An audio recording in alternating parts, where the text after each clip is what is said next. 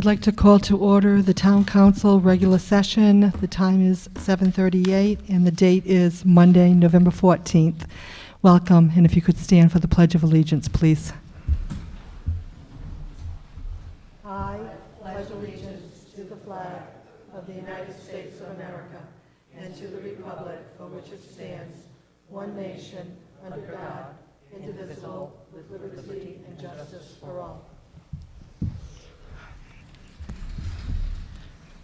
Thank you. Could we have the roll call, please, Dale? Council President Whaley. Present. Council Vice President McAtee. Here. Councilwoman Eddy. Here. Councilwoman Fogarty. Here. Councilman O'Neill. Here. All members present. Thank you, Dale. We have the approval of the minutes of previous meetings. We have the work session of October 24th, 2011. I move approval of those minutes. Second.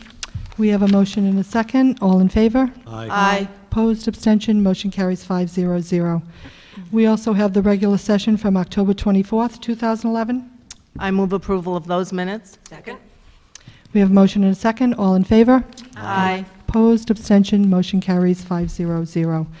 Would any town council person like anything removed from the consent agenda? I move approval of the consent agenda. Second.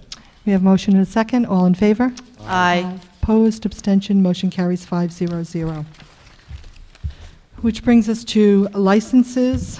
A, this is a resolution granting a Class F 19-hour beverage license to Easter Seals, Rhode Island, 213 Robinson Street, Wakefield, Rhode Island, for a Night Under the 10 event to be held on Saturday, November 19th from 3:30 to 6:30 p.m. in the parking lot at 456 Main Street, Wakefield, Rhode Island. Application by Judith Fortier, Director of Development, 33 Young Street, Pawtucket, Rhode Island, and this is a new license. Do we have someone here? If they could come to the mic, please. Are you Judith? I am. Welcome, Judith, and if you Thank could you. just tell us a little bit about the event. Sure. This event is in conjunction with the Muse Tavern 5K, which is being held on Sunday, the annual event that is in its 12th year, and this is an extra event to kind of kick things off. It's a charitable event with 3 comics performing for about 45 minutes. Do we have questions here at the table? Polly? About how many children would be involved? About how many children would be It involved? is actually an adult show, so there'll be no children at the event. Oh. Kathy? Did you have a question, Carol? What kind of a night? What kind of event is it? I mean, what kind of show? It's a comedy show, so there'll be 3 performers doing each half-hour sets Oh. of comedy. And what's the donation that you're requesting? It's $20 per ticket. And where can the tickets be purchased? Tickets may be purchased online or by go right directly to www.musetavern.com, or they can be purchased at the door. Sounds good. Jim? When does the gun go off for the runners and walkers? What time? Noontime on Sunday, the So 20th. most should be finished by the time the Under the 10 event. This event is actually on Saturday. Oh, I'm sorry, it's Saturday. I've This got 2 comic different event is days here. Saturday. There, Jim. God, I'll be, Yeah, no worries, no worries. boy, darn, This missed event that on the one. Sorry about 19th that. and the 20th. That would be a long night, wouldn't it? Yeah. But you're still involved with both. Yes, we are the recipients of both events. And this is the first year, I believe, that sponsoring Easter Seals. Correct, it is, and Yeah. we're very fortunate. That's exciting. Yes, it's very exciting for us. Further questions here at the table? I move approval of new license A. Second. We have a motion and a second. All in favor? Aye. Opposed, abstention, motion carries, and we wish you the best of luck. Thank you very much, Thank appreciate you. it. The next on the agenda, if we could have a motion to continue B through I after the public hearing. I so move. Continue, second? We have a motion and a second. All in favor? Aye. Opposed, abstention, motion carries 500, which I believe brings us to page 11.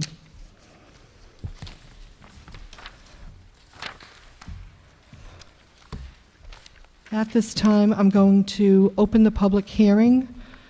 Item 7A, relative to proposed amendments to the zoning ordinance as follows.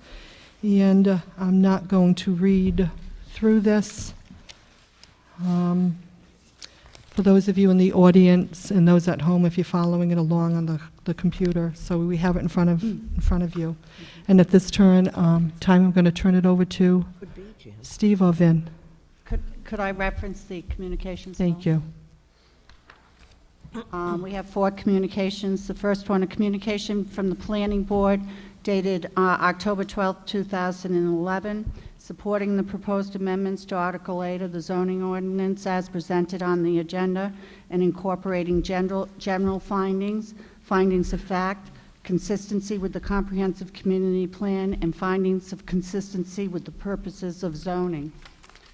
A second communication dated October 6, 2011, from Tara Fisher, signage legislation, Daktronic Corporation, in regard to electronic message board regulations.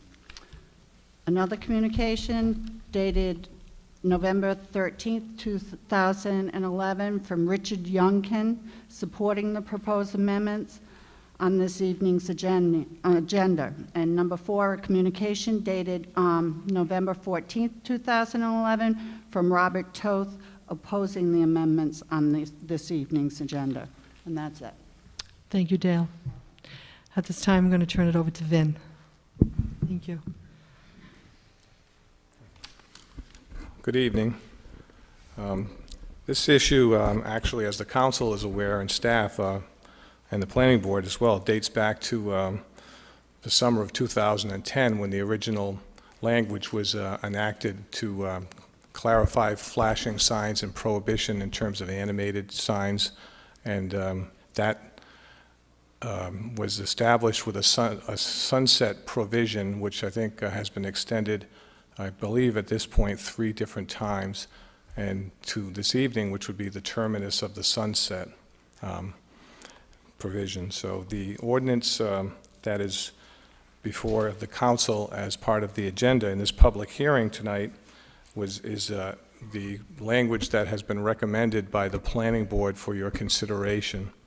The planning board formalized its recommendations to the town council with a correspondence dated October the 12th, 2011. That was following their formal adoption of that correspondence at their regular meeting on October the 11th. The summary, in summary, the board recommends the council, following the public hearing, amends section 803 of the zoning ordinance in the following manner. The first would be a revision to section 803, signs prohibited in all zoning districts, under B, flashing signs. The suggestion is to delete the second sentence in the existing language and replace it with language which is viewed as more specific in terms of defining the characteristics of this type of signage. I know on the agenda the language to be deleted is shown in strike-through typeface, and the new language suggested for consideration is shown in underlined typeface. Number 2, to delete the language establishing the sunset date of November the 14th with regard to amendments previously enacted. And the third item is a little, I guess, off the subject of electronic messaging, but it's still under the subject of signs prohibited in all zoning districts. It was under add language to section 803E, pennants and banners to include feather-type signs, which have been proliferating in the community, and I think are prohibited under the current ordinance, but this would be a specific reference to that type of signs. Those are something that the building official chases quite frequently, and that particular section would allow signage when a new business opens for a period of time, but oftentimes these pop up for a period of time till the building official cites the owner, and then they go away, and then they come back. So it's like chases on with those particular types. And new section 4 proposed is 803K, which is electronic changeable copy signs. And the language suggested would prohibit the employment of these signs in all districts. The section would specifically permit LED lighting technology to be used to illuminate the signs, but not comprise the sign display itself. So the recommendations from the planning board are suggested to clarify and permanently prohibit the use of flashing or animated LED and electronic messaging board signs of all types. The planning board notes that the town zoning ordinance has long prohibited flashing and animation in all signage, and the proposed amendments are consistent with this historic position. The board's recommended language would also seek to address the enforcement issue as noted with regarding the temporary signage feather-type banners. The planning board's recommendations are based in part on its conclusion that changeable copy signs of these types are not consistent with the town's overall planning philosophy geared to the promotion and enhancement of our sense of place and village-based development pattern. I would also point out that the language proposed under these amendments under consideration for this evening would not affect signs allowed under Section 802, signs permitted in any zoning district without permits, at 802K, which is signs customary to the operation of gasoline filling stations, and 802L, digital clocks, time and temperature clocks.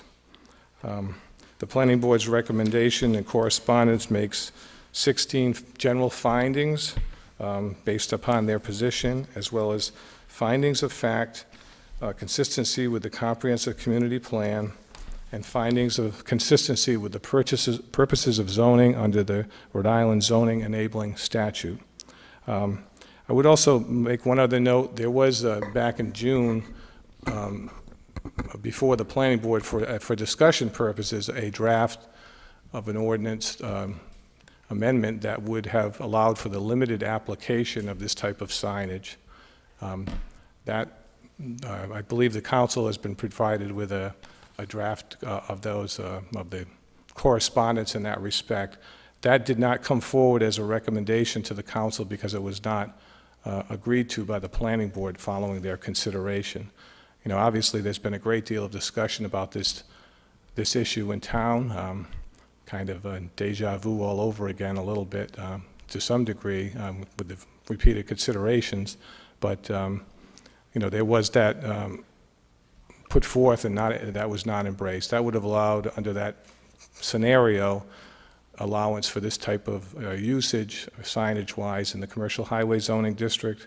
I believe some of the other summary points would be up to 25% of the display allowed for signs, for a sign in particular, and that the display be static, that is not changing, not more than once per 24-hour period, as well as with a stipulation agreement governing the brightness levels of the signs, which has been viewed as an issue, and that was something that is in place for the sign that was established at the CVS at Dale Carlier Four Corners by agreement of the owner of the property. So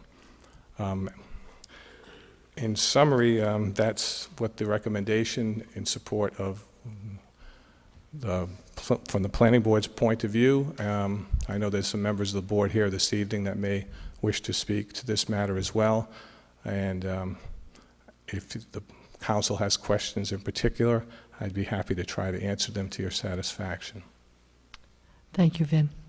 Questions here at the table? Carol? Vin, could you explain for all of us here and anyone watching, what is the commercial highway district? What is the area that? Generally speaking, it involves Dale Carlier, Four Corners area, northerly to the bowling alley, south down to Rody Joe's, maybe actually a little further south, to the Narragansett town line, at least on that side of the highway, and also easterly on Old Tower Hill Road up to Route 1. And then there's a small section of commercial highway zoning district over on Kingstown Road, northerly on Kingstown Road, just beyond the police station, a little bit on both sides of the road there. A much smaller section, but that's the general, that's about it. That's it for the town in terms of commercial highway zoning district. And does it end somewhere around Citizens Bank or just around yes, CVS? CVS is in the Commercial Highway Zoning District. If memory serves me, the Citizens Bank is in the commercial downtown or commercial neighborhood, but it does end at the CVS. And then obviously Belmont Plaza is in the Commercial Highway Zoning District as well. Thank you. You're welcome. Polly? My concern was the brightness of the LED signs. And it is possible to control the brightness of the signs? Well, for the CVS sign, one of the things that the town staff encountered in this area is it's a very technical field, and we felt there was some advice from the industry, actually the Daktronics company, when the town was originally wrestling with that particular sign. It was an offer made to, a protocol to define and limit brightness of the lights. We utilized that for the CVS sign, working with the town solicitor and the building official because have them stipulate to it in terms of the technical aspects, because, candidly, the towns, we don't have the expertise to really monitor that, so we'd have to have a protocol in place to have a technical certification, so to speak, going in. But that's, one of the things that was of concern is, given the technical nature of this type of technology, that the difficulty in enforcement would be something that we would encounter because of, it's just not our field of training, anyone here in the town hall, so. Like we have trouble with noise? That's a very good parallel, actually, yeah. Yeah. No Thank kind you, of- Vin. No light meter? Such a- Don't have one yet. So, But we would, if people were bothered by it, they certainly would complain, and then we could look into it or get someone to. well, I mean, does seem to be one of the issues associated with this type of technology, is that the control of the brightness, because it could be, I guess they could be overly bright and a distraction, or especially to the motoring public, which could be could conceivably be a safety issue. Didn't Wakefield actually tone theirs down when we asked them to after they first put it up? My recollection is there is not a stipulation agreement in terms of the intensity of the display there on that particular sign. I do believe that it was actually cut in half, and I think maybe somebody in the audience could address that later. But there is not as formal agreement in place. Right. No. Right. Jim?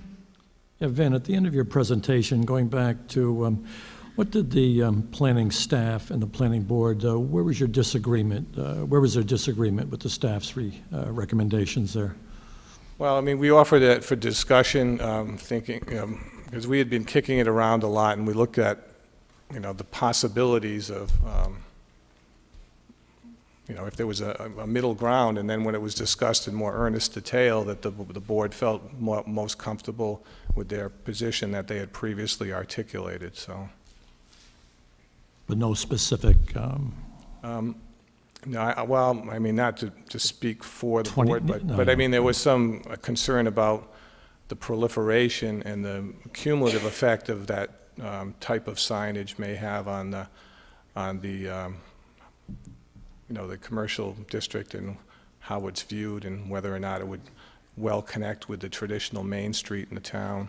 And because one of the things the planning board has been trying to promote is a better integration and of the highway district with the more pedestrian and traditional commercial districts within the town.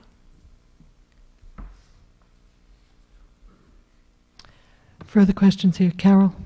Vin, can you explain what a 0.3-foot candle above the ambient light as measured using a foot candle lux meter, what is that? What is that?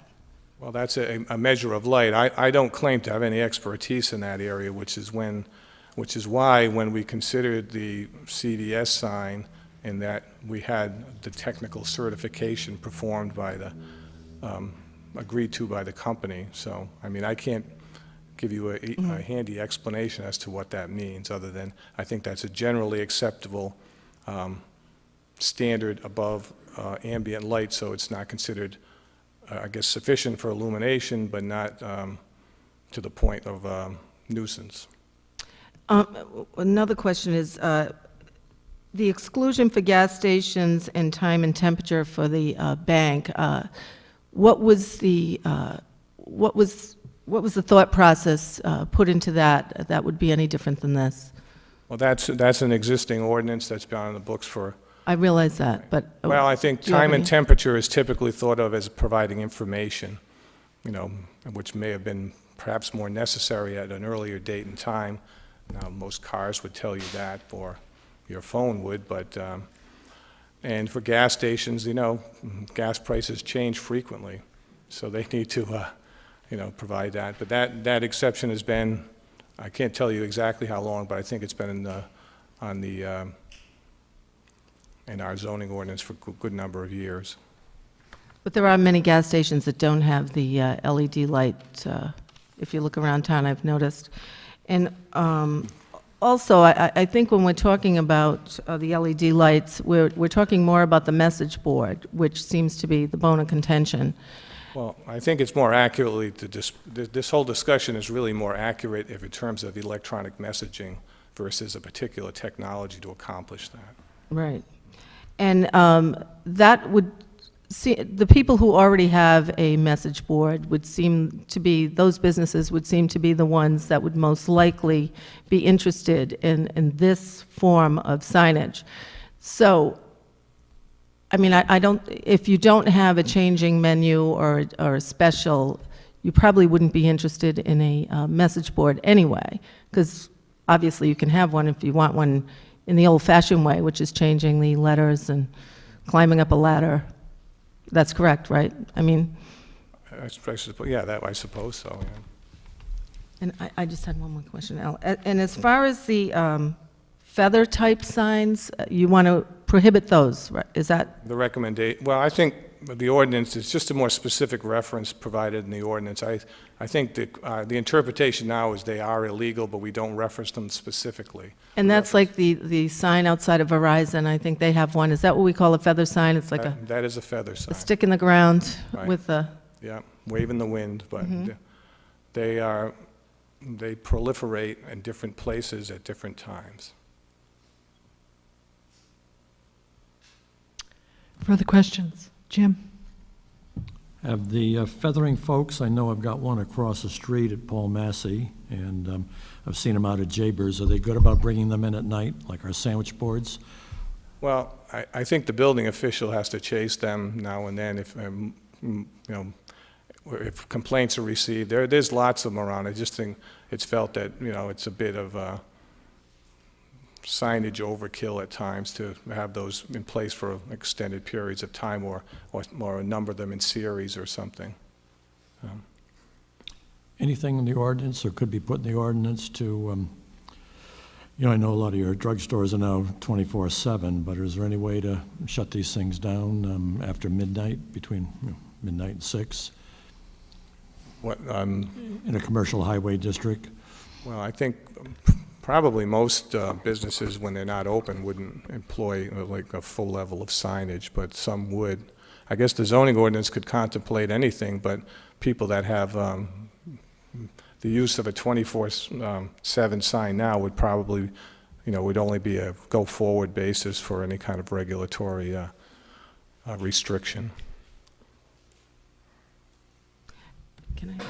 Have there been complaints about the feather sign? We've fielded complaints about them, yes. You have? Yeah. I've yet to hear anybody complain about the feather sign, but... Well, Further questions here at the table? At this time, I'm going to open the public hearing to the public with any questions or comments, or if anybody from the planning board would like to speak. Okay. When I open this to the public, I would just like to set some ground rules. Not to take away anyone's freedom of speech. That's why we're all here in this democratic society. I just want to clarify that the two signs that are here, Wakefield Prescription and CVS, are not up for discussion as far as removing them. They're here to stay. They're grandfathered in.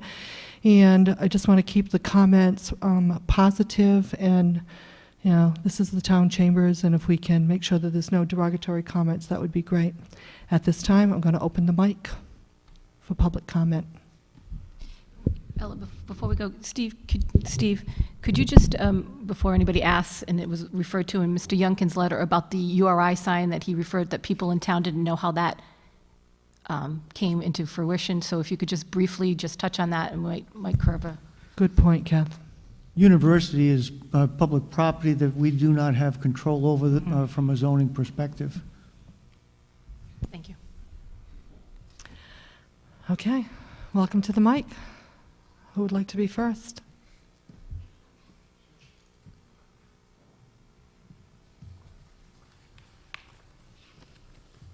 Good evening. Welcome, Joe.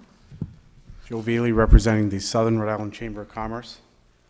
The Chamber commissioned a survey of members in the Commercial Highway District. I won't give you solid specific numbers, but I'll give you percentages. Of the people that responded, we had 22% of the people who requested a response from did respond, which in survey world, that's pretty significant. 82% of the people who responded positively that they were in favor of the changeable message boards. So I just thought that that information would be helpful to you. It was sort of kicked around that let's find out what the people who actually are affected by this to promote their business thought. So again, 22% responded, 82% of those are in favor of these types of signs.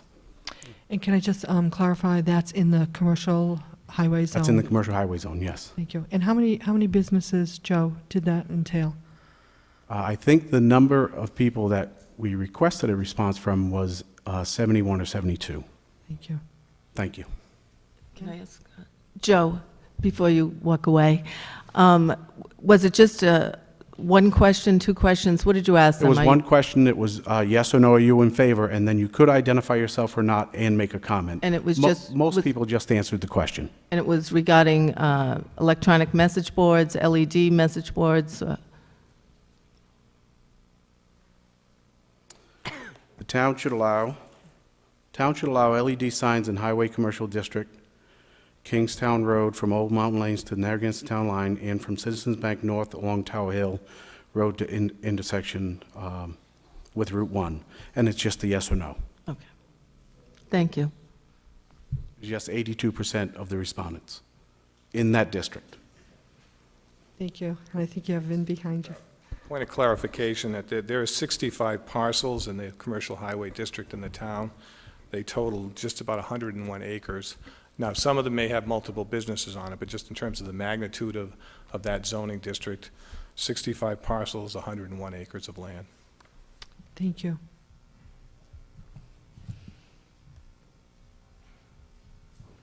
Bobby?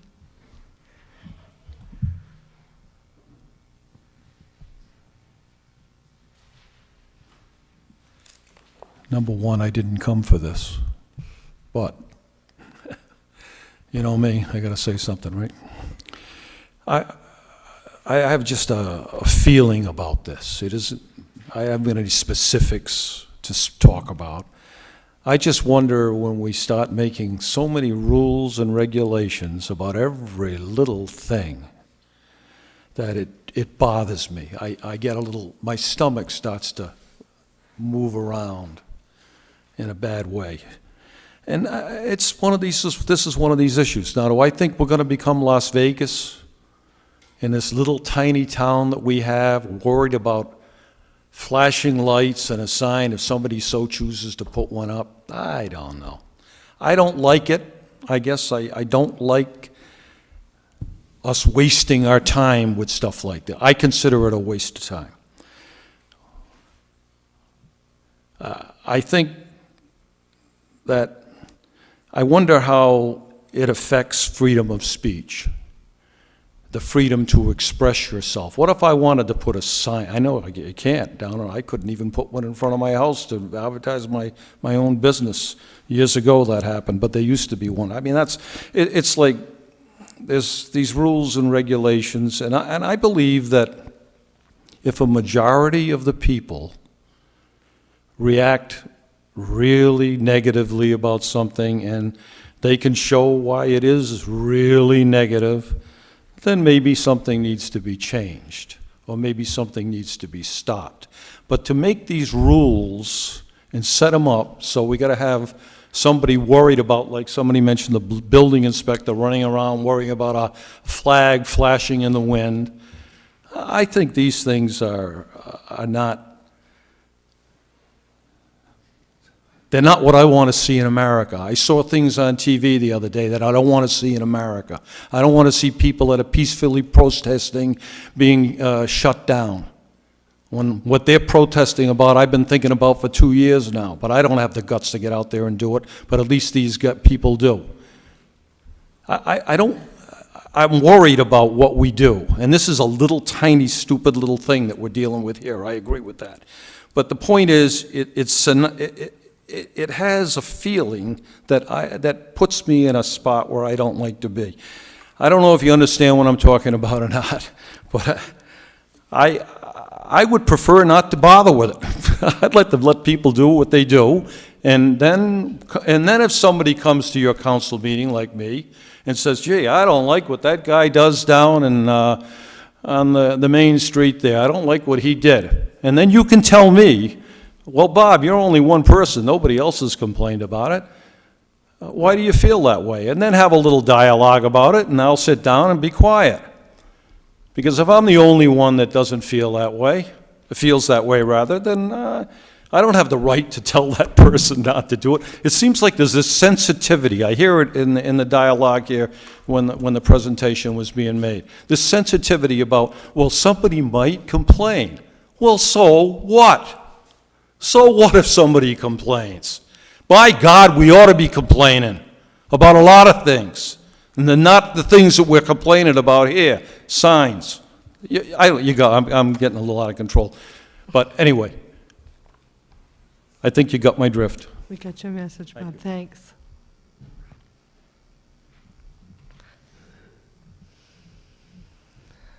Dick?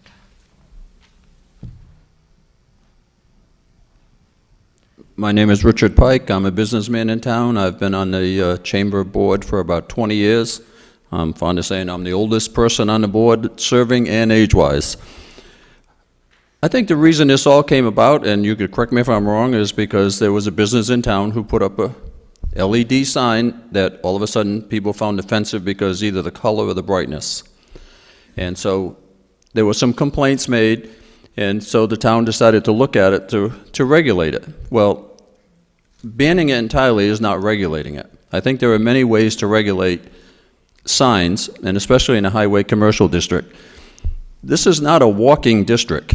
I've never seen shoppers, other than maybe people who live at Indian Run, actually walking up and down those roads to do any shopping. This is not what you'd call a historic downtown. This is a place where the horse was out of the barn a long time ago as far as aesthetics is concerned. So what we're really talking about here is what is in the eyes of the beholder. Some people, and a few people, maybe didn't like the sign that was at the new Wakefield Prescription, so they made some noise about it. Well, there are a couple of buildings in town. One I noticed recently just changed to lime green, which is not my particular favorite color. And then there's another building in town which is purple and has a lot of purple neon signs. That also isn't my particular color. I wouldn't choose that for a color, nor do I think it's particularly aesthetically appeasing when I come around a corner and I'm faced with this huge neon purple. But I don't own the building. I don't think I have a right to come into the town hall and say, geez, I don't like that building, let's do something about it. And basically what we have is what's going on here, is there's a few people who are saying, I don't like those signs just because I don't like them. It's not because they're hazardous to anyone's health or they're dangerous, it's just that they don't like them.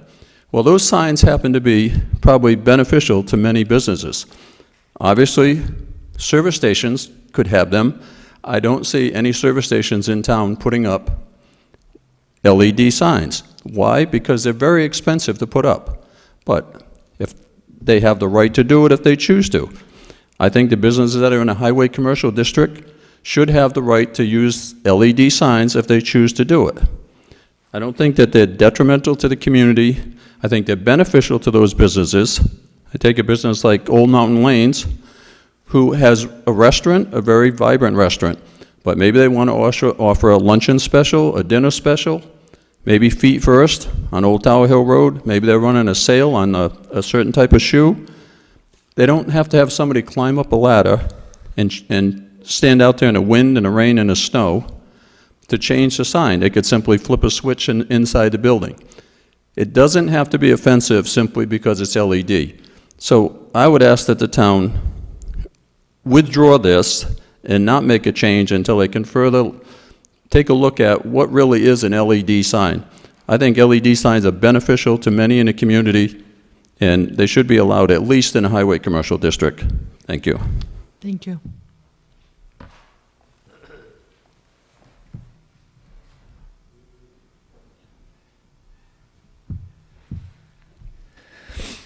Good evening. My name is Donald Packer. I'm an attorney in South Kingstown, and I represent a consortium of 10 businesses in the commercial highway district. They've asked me to speak in on their behalf, opposed to the outright ban of LED signs. I'm going to make a number of points, I hope this evening, which will drive the council to reconsider a complete outright ban on LED signage. I'd like to start by indicating that I know you folks have in your package, because I saw it when I checked today, there's a minutes of a June 14, 2011 Planning Board meeting, and attached to that is a staff recommendation with regard to LED signs. And I know at the work session, and I'll make it clear that as well, this never made it to your desk because it was never a recommendation made by the planning board, but it is in your package now. And this is something that we would like you to go back and consider something along this nature. As I read the minutes of that meeting, the first paragraph of the minutes states, Mr. Venatero stated that a recommendation had been developed during numerous work sessions on amendments to the zoning ordinance to regulate the use of LED and electric message board signage. The planning board concluded that LED signage in and of itself is not objectionable. However, the methods of use can create nuisance, aesthetic, and public safety issues. That's in the minutes of the planning board meeting, and yet the vote at the very bottom is they request that the town manager direct the building official to attend a work session for further discussion with the intention to ban LED signs and electric messaging boards in their entirety. So from a finding that they didn't find electronic LED messaging boards or LED signage to be offensive or generally a problem, they could be regulated, we went to an outright ban. In this draft amendment to the zoning ordinance, which was attached to that recommendation, is something that most of my clients can live with. It's a 25%, and this has been discussed, I think Vin mentioned it, 25% maximum of the allowable sign display. Static mode, you can't have flashing or changing signs. The electronic message display shall not be changed more than once in any 24-hour period. We think that that's a little excessive. Dick Pike just mentioned, as an example, Old Mountain Lanes. Mr. Toth is here. He indicates that there are times where he would post a breakfast special, a lunch special, a dinner special, and a bowling special. So there's 4 changes of the sign depending upon the time of day. And he has to get an employee out there, has to sort through all the letters, make sure we have enough A's and E's and B's, and we can make sure we have everything so we can get the signage up there, then get out there with an 8-foot ladder and post and change the signs. It seems that it's okay for gasoline service stations to be able to raise their prices with the push of a button. And I was at the station one time where they waited till I finished pumping my gas and then jacked the price up. They don't seem to go down as fast as they go up, but they do change. They are easily changeable. So why can't a business such as Old Mountain Lanes have the ability to adjust that in a reasonable period of time? I know the Economic Development Committee, I think, said change every 10 minutes. I think there's a recommendation of the Dectronics in their recommendation, which I'll talk about in a minute. They talk about changing in matter of seconds. We're not looking for that, but something more than once in 24 hours. The agreements that Vin talked about with CVS and Wakefield Prescription would not be necessary because the ordinance itself would affect what technically are in these side agreements now, so that any new signage, LED messaging boards or signs that would be put up would be subject to the terms of this ordinance and not some side agreement. I'd like to talk about the Dectronics letter, which you have in your file. I'm not an expert, and we don't have an expert, but this is from somebody in the business, and I found this very interesting because it talks about they have bold paragraphs highlighted. One is brightness and shading of LEDs. And it specifically indicates in here that all reputable manufacturers of this type of equipment have photo sensors that continually take ambient light readings in the area and automatically adjust the readings not to exceed 0.3 foot candles above ambient light. These are built into good signage now. I think the first sign that went up in town was not a good sign, but the CVS sign that went up, I barely notice it when I go by it. It also talks about, which I found interesting and didn't know, that the LED signs are shaded in the sense that on the top of the second page it says that these signs are louvered, so to prevent upward illumination and sky glow. They produce as little as 5% of the upward illumination that is typically produced by some traditional signs. So the actual illumination that's going off-site from these signs are substantially controlled and limited from standard lighting signs. They talk about benefits over traditional manual changeable signs. We know what those issues are. Employees with poles or ladders trying to change signs. They talk about an economic advantage to small businesses, which the U.S. Business Administration estimates can raise their revenue anywhere from 15 to 150% with the installation of an EMB. I don't have the stats to back that up, but it's in their letter. So I found that interesting. What I would like to hand out and go through with you are some photographs that were taken. If you could just give them to Dale, she'll make sure.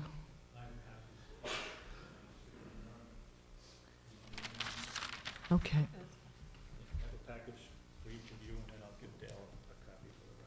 Thank you.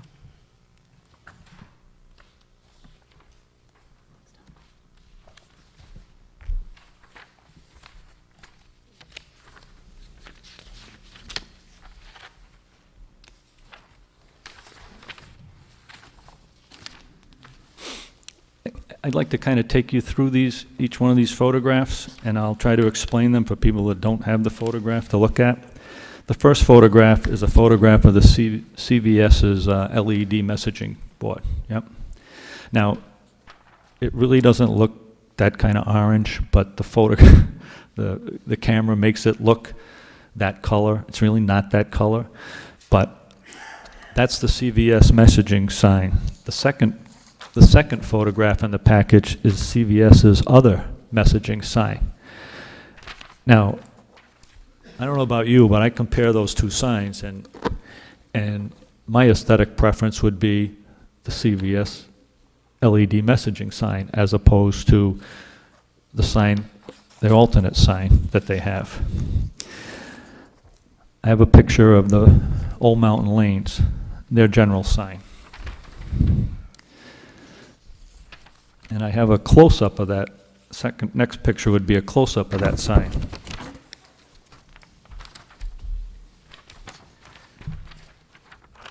Now, if you look at the bottom panel on the Old Mountain Lane sign, that would probably be, I mean, it's clearly less than 75% of the sign, and that would probably be the location where a messaging board for Old Mountain Lanes would be placed, where they could change the messages 4, 6, 8 times a day, whatever people feel to be reasonable.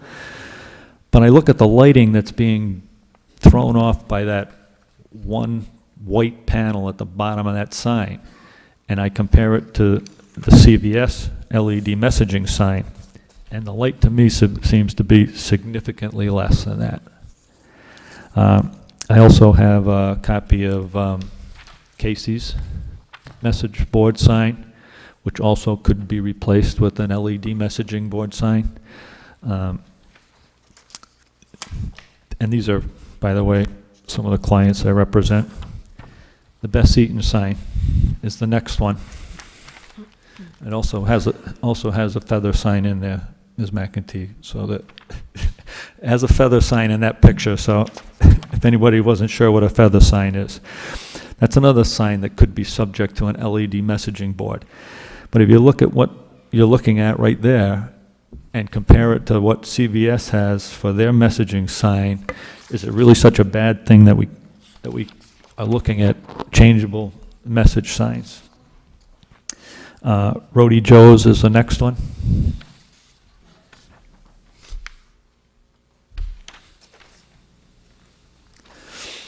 Midas is the next one.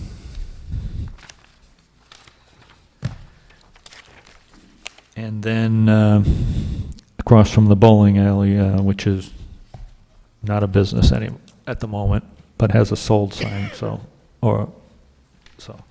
But these are all existing changeable message board signs that are existing in town right now, and what we're asking is that we be allowed a reasonable opportunity to upgrade the technology and modernization for safety reasons, for green energy reasons, to be able to put up LED signs, in particular LED messaging signs that would be tasteful, regulated by size, illumination.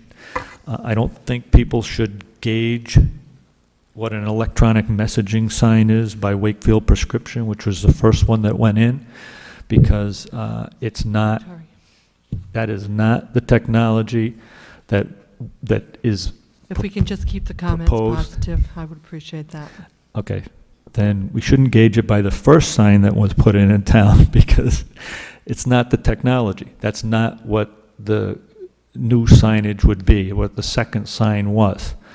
And it's not going to look like that. I do have a list of the businesses that have asked me to come here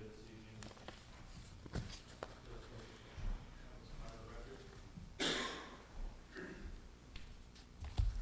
evening. Mr. Packer, could you name the businesses that you represent, please? Sure. First Feet, Zero Wampum. Feet First, Zero Wampum. Flood, Wakefield, Mazda, Casey's, Old Mountain Lane, Jaber's Liquors, and that strip mall, Robert Ballinger, Speedcraft Property, Wakefield Mall, Costanza Realty, Bess Eaton Main Shopping Center, and Tempass, which is the former marine supply store next to the Benny's. And there were a number of other people that I could not get on the list when they found out that I was coming here to speak on behalf of some of the businesses for the electronic messaging stores, signs. I think we know LED technology is one of the technologies of the future. Our traffic signals are utilizing it now. because the bulbs are easier to replace, the energy savings that the state recognizes from LED technology, motor vehicle lighting, because the energy from LED lighting is significantly less than operating motor vehicles, and so fuel savings. And you can actually trade in your old Christmas lights, Christmas tree lights for LED lights. You can get $5 if you trade in your lights. So everything's going to the new greener energy technology. It helps the businesses save on their energy bills, which are significant these days, as well as the safety issues that we've addressed and the convenience issues that we've addressed and other people have addressed previously.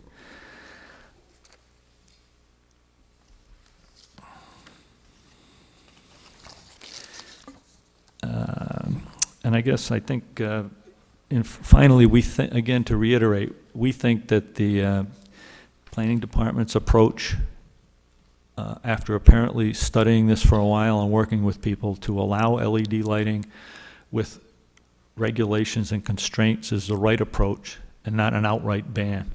And we would hope the council would revisit this issue with the planning staff. Thank you. Thank you.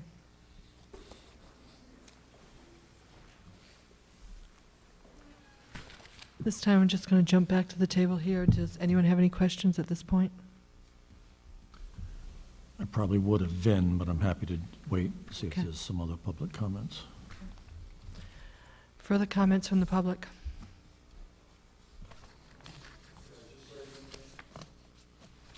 Bob, if you could just, if we have a couple, and then we'll come back to you. That's okay. Thanks. Good evening. Welcome. I'm John Riendo, 48 Brookwood Road, and also Vice Chair of the Planning Board. Clearly, this is not the second time you've seen the Planning Board here. This is the first time, it was the first public hearing, when several of the members were here to participate in the public hearing at that time. And I think what I wanted to personally reiterate, which we said in some of these comments, which I'm going to tell you tonight, were said back then, but also to kind of remind the process, not just to the council, but also to the members and the audience at large. Because, as we looked at the previous ordinance, and you all have a copy of the previous ordinance directly in front of you, which personally I thought was pretty self-explanatory, and one that did not need to be further defined. However, when the two aforementioned companies that did get their approvals, the signs went up, clearly it generated some interest. And that interest generated itself into action from the council.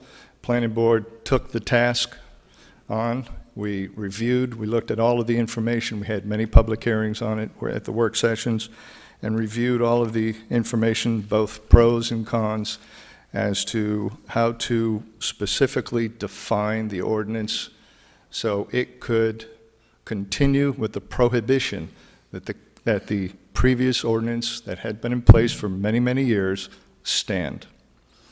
And that's an important fact. I think there were also at the last public hearing, public hearing, there were a couple of people in particular, Myrna George, for example, from the South County Tourism Council spoke and was pretty detailed with some statistics as to the quality of life and why vacationers look to come to South County. It is not like their hometown or community. It is something unique. It's different. And she spoke to that issue very eloquently, as did Richard Youngkin. I think also this is not the first time that the Planning Board had tackled a signage issue. As a matter of fact, we had worked with the Economic Development Commission on issues relative to different signage, and the recommendation coming out of the Planning Board at that time really rewrote and allowed and suggested to the council, which you approved, for the sandwich board signs, which I understand has worked. So I think there is an opportunity, or we showed that we can address this professionally and with public input for a positive outcome. I think on the LED sign, it's, again, the council, not this council, but the town for many years has had its policy, no. Again, we were asked to define that more definitively, put more definition into that ordinance. as a means of keeping, because I think the concern at that time was, once the doors open, it's going to be open forever. And that wasn't exactly what a lot of residents that we were hearing from wanted to see. And this is not to discount any of the businesses, whether they're here or not here. Clearly, these are savvy entrepreneurs, and I think whether it's through advertising of this mean, an LED sign, et cetera, we've seen they've had success. I'm not discounting that, in their opinion, that they could have probably more success if they had this kind of signage. I think, again, it comes down to a quality of life issue and maintaining the status quo, which is we've never allowed them into town. So I think with that being said, I just wanted to make these simple comments to the council as they deliberate on this issue, and appreciate the opportunity.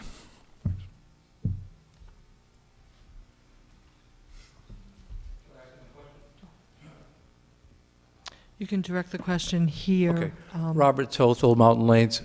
He mentions quality of life issues, and I'm a little unclear as to what those issues are and how it relates to LED signs. Thank you. Did you care to respond, Mr. Rondo, on clarification of quality of life?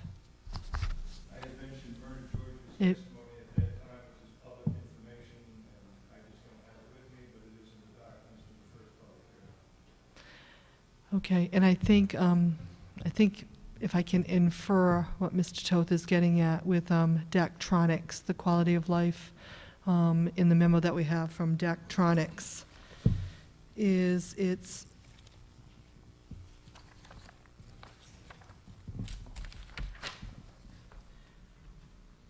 less light spillage and safer to program inside.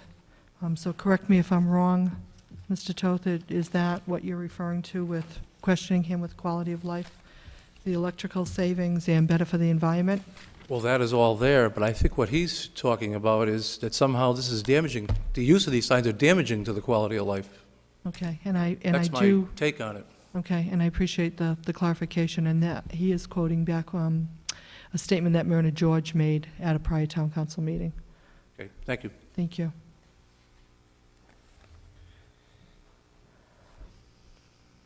I think we have one more, Bobby, and then we'll come back to you for a second round.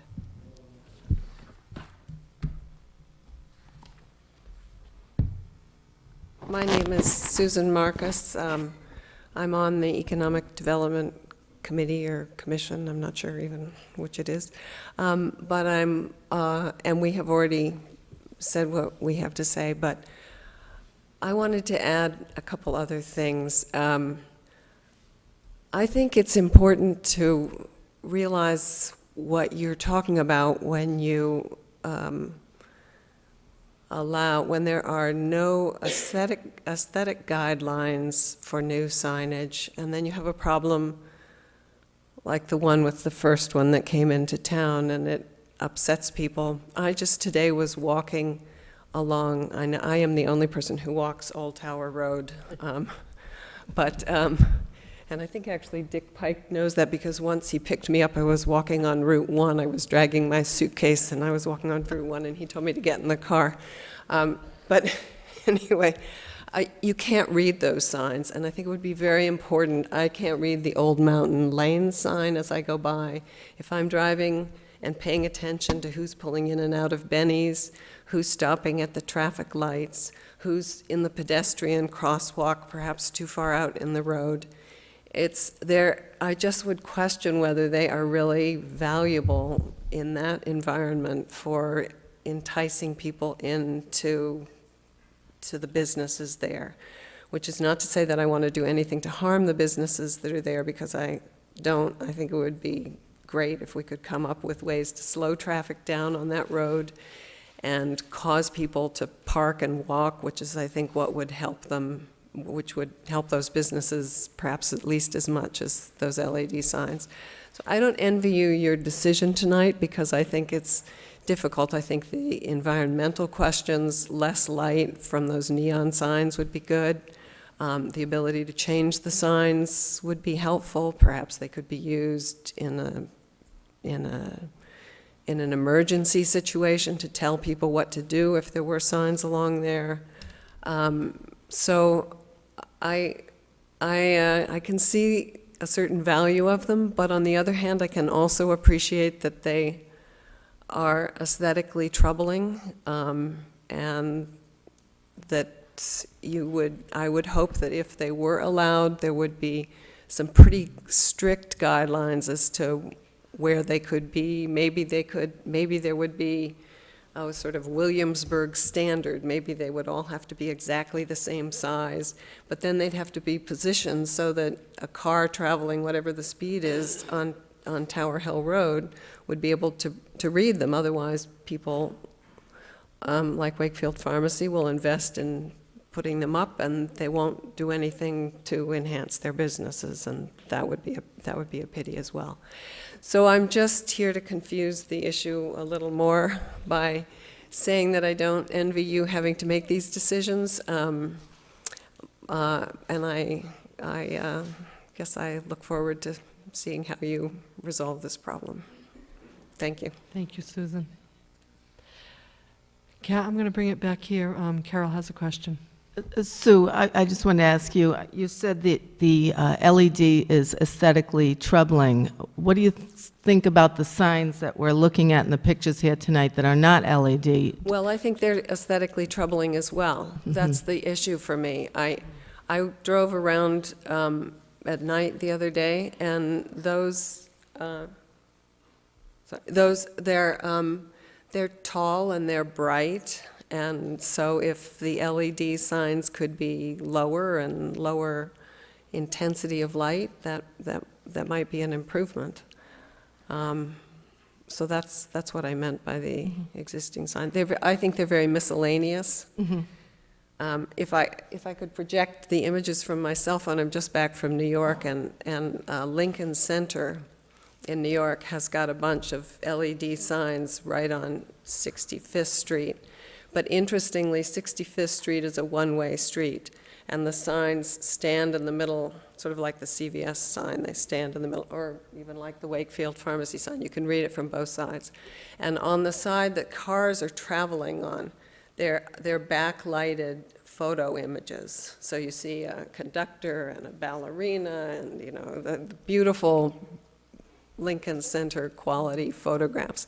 But they're static, and they're images you can read like that. And on the other side, where people are walking, you can see which performances are coming up tonight. You can see whether they're tickets. You can see the time of that. And it's information that changes, and it provides you with information you need to go into Lincoln Center. But that's New York City, and that's Lincoln Center, and that's a controlled design environment, so the signs are magnificent, actually. Which is, I think, part of your problem, because it has been said that the technology, the LED technology, is probably what is coming, and to rule it out is perhaps problematic. So that's what I wanted to say. Thank you. Thank you, Susan. Did you want to respond to that, Bob? Oh, wait a minute, Bob. All right. Probably my final point.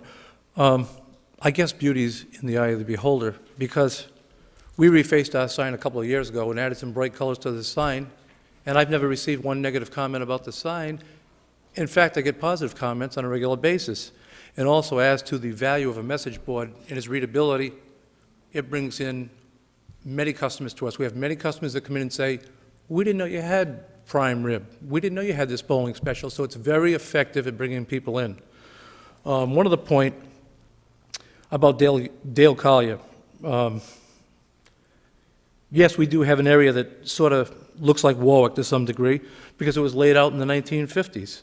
As downtown lost its functional obsolescence back in the 50s, it moved uptown, where there was parking and lighting and square footage. Now we're blessed here because downtown now has been revitalized. It's beautiful. But uptown, we are not competing against our downtown friends. Uptown It's where the masses shop for groceries, buy clothing, prescriptions, hardware, automobiles, bank, bowl, fast food, etc. We are competing against the likes of Walmart, Bald Hill Road, Providence Place, and Post Road in North Kingston. So consequently, we need to utilize some of the same marketing tools, i.e. signage, to effectively compete against these people. Thank you. Thank you. I'm going to go to this young lady here, and then I'm going to come back to Bobby.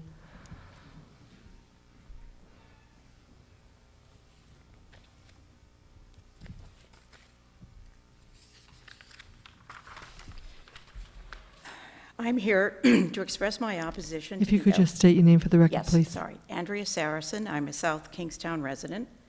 I am here to express my opposition to LED and the changeable copy signs because I don't think they're in character with our community. Although I've spoken on this matter before, I'd like to address a few of the issues that have arisen in the long discussion about these signs. First of all, someone earlier in the evening commented about or suggested that this discussion arose when the first LED sign came in, and then everyone started to look at the issue. It's my understanding that the first LED sign permit was actually issued by accident, not understanding what was really going to appear, and that the zoning was already in place against that sign. I don't suggest we should ask anyone to take it down, but I don't think this is just an after-the-fact response. The zoning was there against them. Increased safety is another argument that has been raised concerning signage, that employees will no longer have to get up on ladders to change the copy describing, for example, the daily special. But there is no need for a ladder.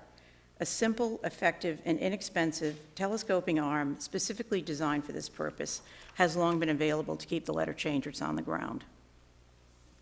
Some of the proponents of the LED signs have argued that this is up-and-coming technology that we should be embracing, the way of the future, something that we need to allow in order to stay competitive. In fact, changeable copy signs have been around in some form since the 1940s, when they were first installed in Las Vegas. They picked up steam in the 1970s as the technology improved, and at that time they first began to appear in Myrtle Beach. And yes, they have become more prevalent again as technology continues to improve with smaller pixels that allow for more complex graphics and the LED technology that emits even harsher light. However, that does not mean we need to adopt them to stay competitive. In fact, I believe they would do far more harm than good. Like all the communities around us, a big part of our pull is our resort atmosphere, providing an opportunity to get away from it all.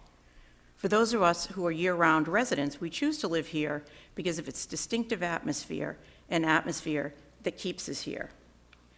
There are very few LED signs south of the East Greenwich and West Warwick line. The towns around us do not allow them, and yet Middletown, for example, has a dense, thriving business district. Newport is an exciting seaside community that effectively attracts with its sophisticated, scenic character and no LED signs. Well, except for the changeable copy sign at the casino that the state snuck in. You know, the building with the painted-on landscaping? These towns are not behind the times. They have chosen a different path to economic vitality.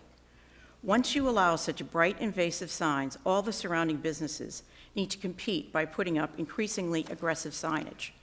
I understand that the three area businesses that are initially interested in these signs are Casey's, the bowling alley, and Bess Eaton. But once those are installed, it's almost a certainty that other businesses will want them to compete. CVS instantly jumped into the breach opened by Wakefield Pharmacy. Once Casey's is installed, it would not be surprising, and it's certainly you have given credence to this, that Rody Joe's would want one. And what about McDonald's? Here's a picture of an LED sign that was just installed at the McDonald's in Johnston, near the landfill, which I will bring up so you can take a look at it. After McDonald's puts one up, you have to expect the Burger King and Kentucky Fried Chicken will want to jump in also. If all the businesses on the consortium's list decides to put up an LED sign, we won't be able to drive through town without blinders on. And once you allow them, it's too easy for a business to come up with a viable reason to win a zoning variance to install one outside the previously contained area. Even if you only allow them in the commercial highway, how do the businesses on the edge of the allowed zone compete? Why do we need to take this path? Let's not be the town that starts South County down the road to a Myrtle Beach environment. Once these signs gain foothold, there will be no way to turn back. The town will be changed forever. And the really tragic thing is that in 5 years, it will all be for nothing. There will be so much flashy signage. They will once again be competing for attention, as they are now, and the town will be ruined for nothing. At the last meeting, I submitted a petition with about 90 signatures in protest of these signs. In the process of gathering these signatures, I did not encounter one resident who was not against them. And the petition includes names of businesses in the commercial corridor, including Belmont, the consignment shop, and others. The planning board has recommended against these signs. The town's zoning laws that were already in place and the decisions it has made all along, including the hard work done to make sure that South County Commons is an attractive development, all speak to the kind of place we all expect South Kingstown to be. I would like, excuse me, I would like to conclude by noting that the individuals who signed my petition did not comment negatively towards Wakefield Pharmacy or CVS, only the signage. Many people asked if it was my intent to try and get the 2 signs that are installed removed. Even if that could be done, it has never been my intention. They have legal permits, and it would also send a terrible message to the business community to have a permit withdrawn. I respect and support the businesses in town, which I make a point of patronizing. They make many contributions, not the least of which is the support they give to our tax base. But I believe, and so do many others, that in striving to grow our business community, and at this important fork in the road, we should be striving for Newport, not Myrtle Beach. I respectfully ask that you consider the long-term ramifications of this vote and ban LED signs in South Kingstown.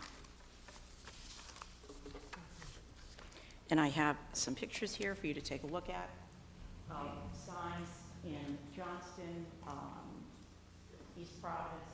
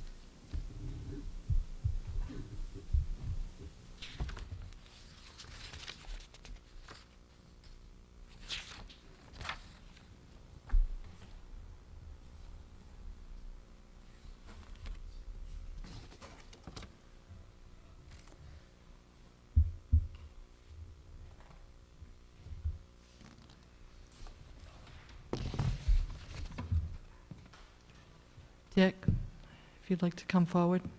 Actually, Bobby, did I get to Bobby for the second time? If I can just get to Bobby and then you, Dick. We're up to the second time speaker, so. Bobby, or do you want me to defer to Dick and then you? Let Bobby and then Dick.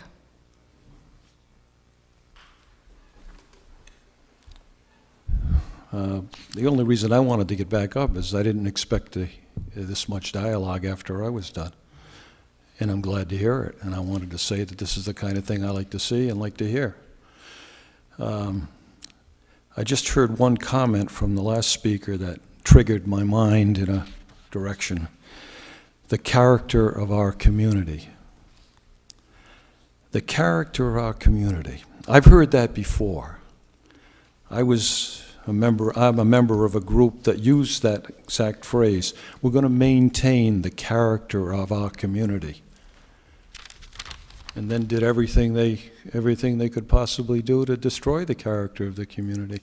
So, putting up gates and not letting people walk to the beach. I don't want to get into this. I'm just using it as an example that what is the character of our community?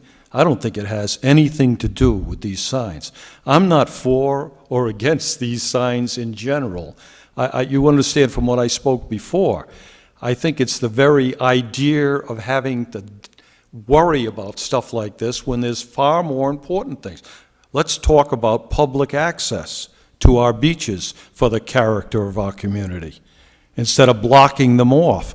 I remember not too many years ago when it took me, I think, 8 months to get 8 parking places down at Green Hills so the people in Green Hill could visit their own beach. And there's enough room out down there for 50 parking places. And yet, here we are worried about some signs. And I just don't think it's right to tell people what they can and can't do. And I'm glad the business community was represented. I didn't know what was going to happen. I just came to the meeting tonight. I've been missing a few. And I'm by the way, one of the things I wanted to say too is that I'm very disappointed that you still you're not doing anything about getting this retelevised. I watch the Narragansett Town Council. I like to go to it, but sometimes I'm too tired to go if I've worked all day. And but then I can tune it in, and it's usually the best TV in town.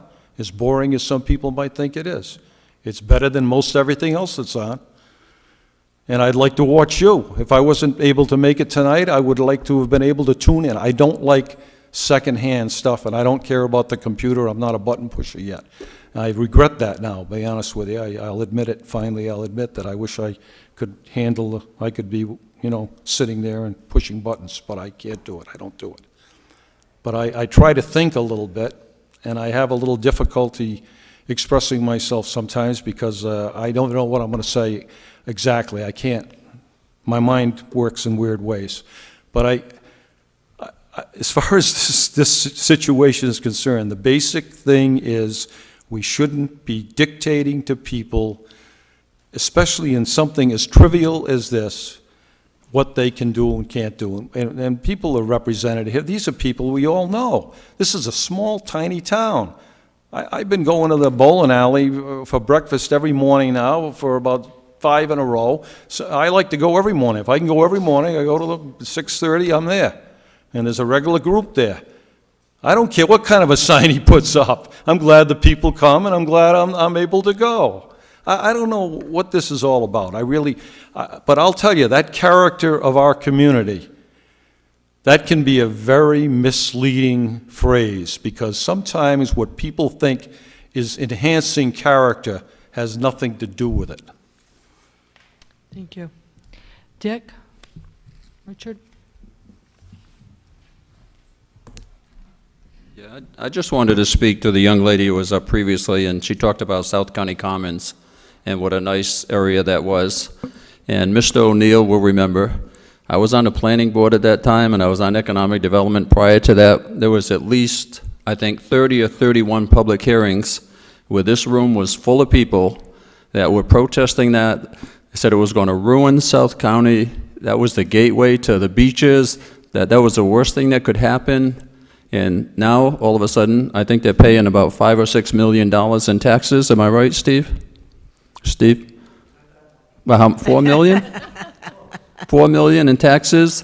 And a lot of people now are saying, oh, what a nice area that is.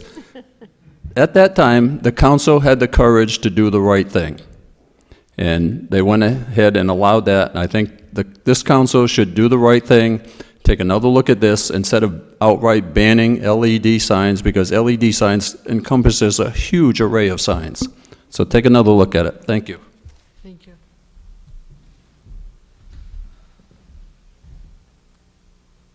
Further comments? Just briefly, John Riendo and Ms. Saracen both made the comment that the zoning ordinance presently prohibited these signs. So I guess my question, and maybe it's rhetorical, is why did we have to put a moratorium in place? And how did 2 signs get constructed in town if they're prohibited? And if they're not prohibited, What you're going to do now is make it clear that they're prohibited, so leave the ordinance in its current condition and let all of my clients get what CVS has and what Wakefield Prescription has. Because obviously, it's not a prohibited sign, or the town solicitor's office would have removed them.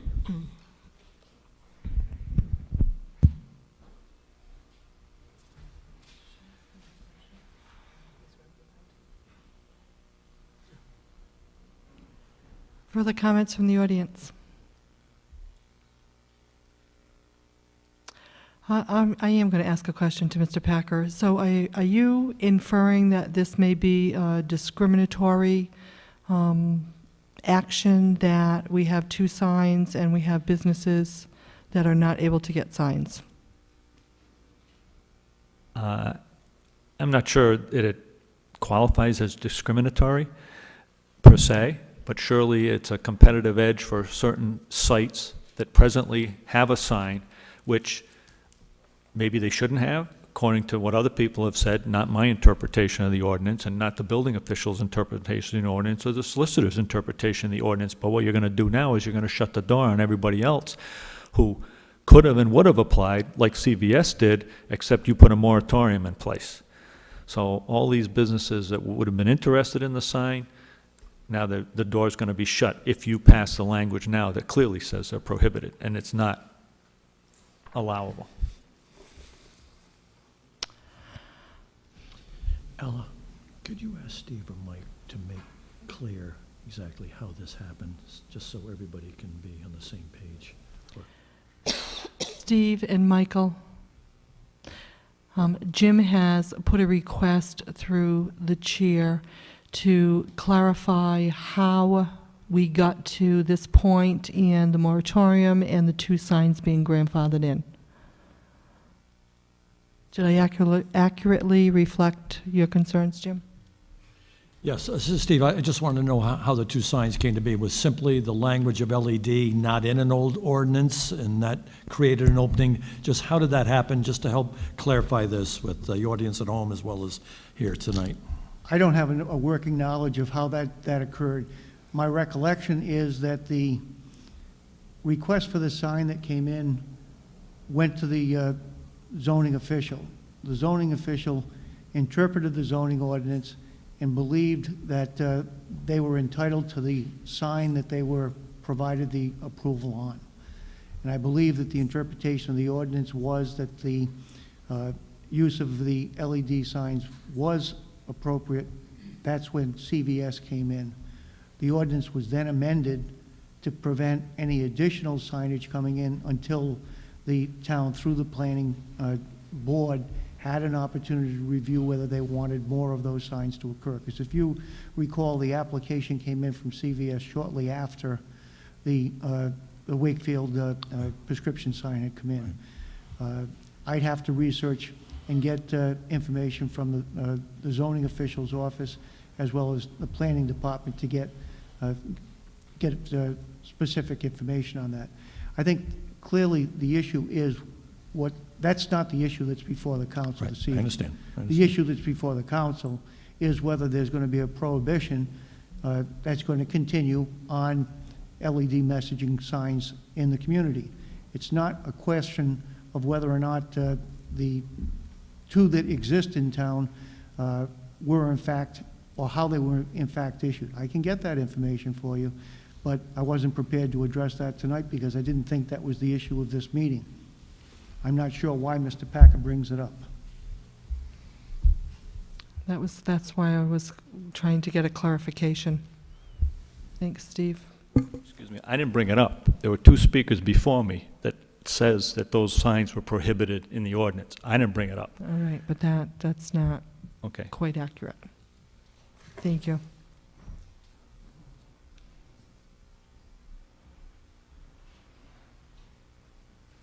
John Riendo.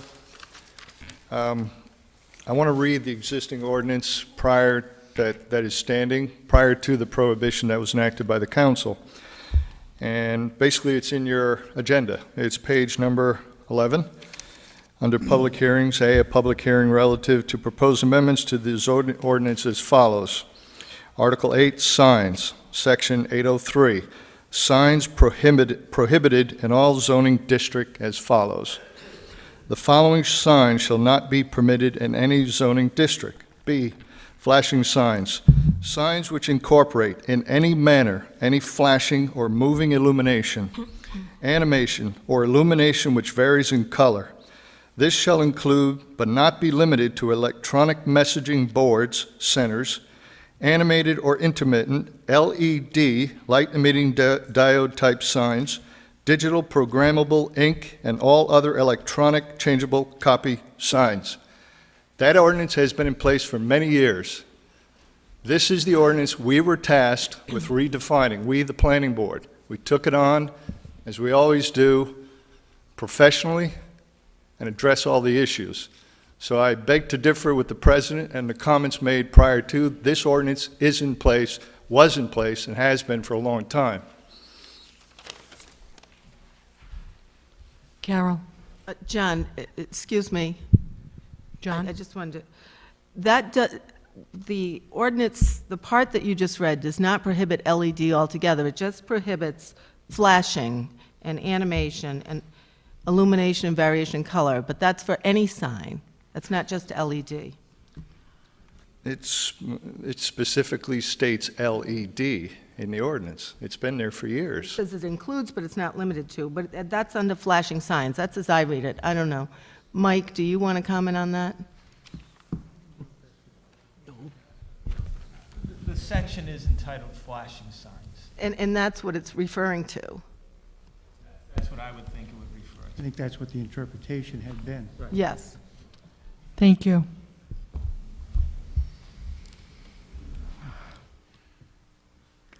Further questions from the audience? Comments?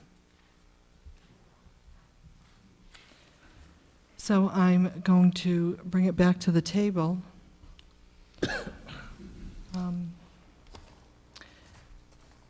And I'm going to make some possible suggestions, or first of all, I'll give town council members an opportunity to make any recommendations. Thank you. I move we close the public hearing. Second? We have a motion and a second. All in favor? Aye. Aye. Opposed, abstention. Public hearing is closed. Which brings us back to this table with possible recommendations and a motion. Would anyone like to speak? Ellen? Yeah. Yeah, I wanted to ask Vin a question, if you could come up to the microphone. Vin Murray.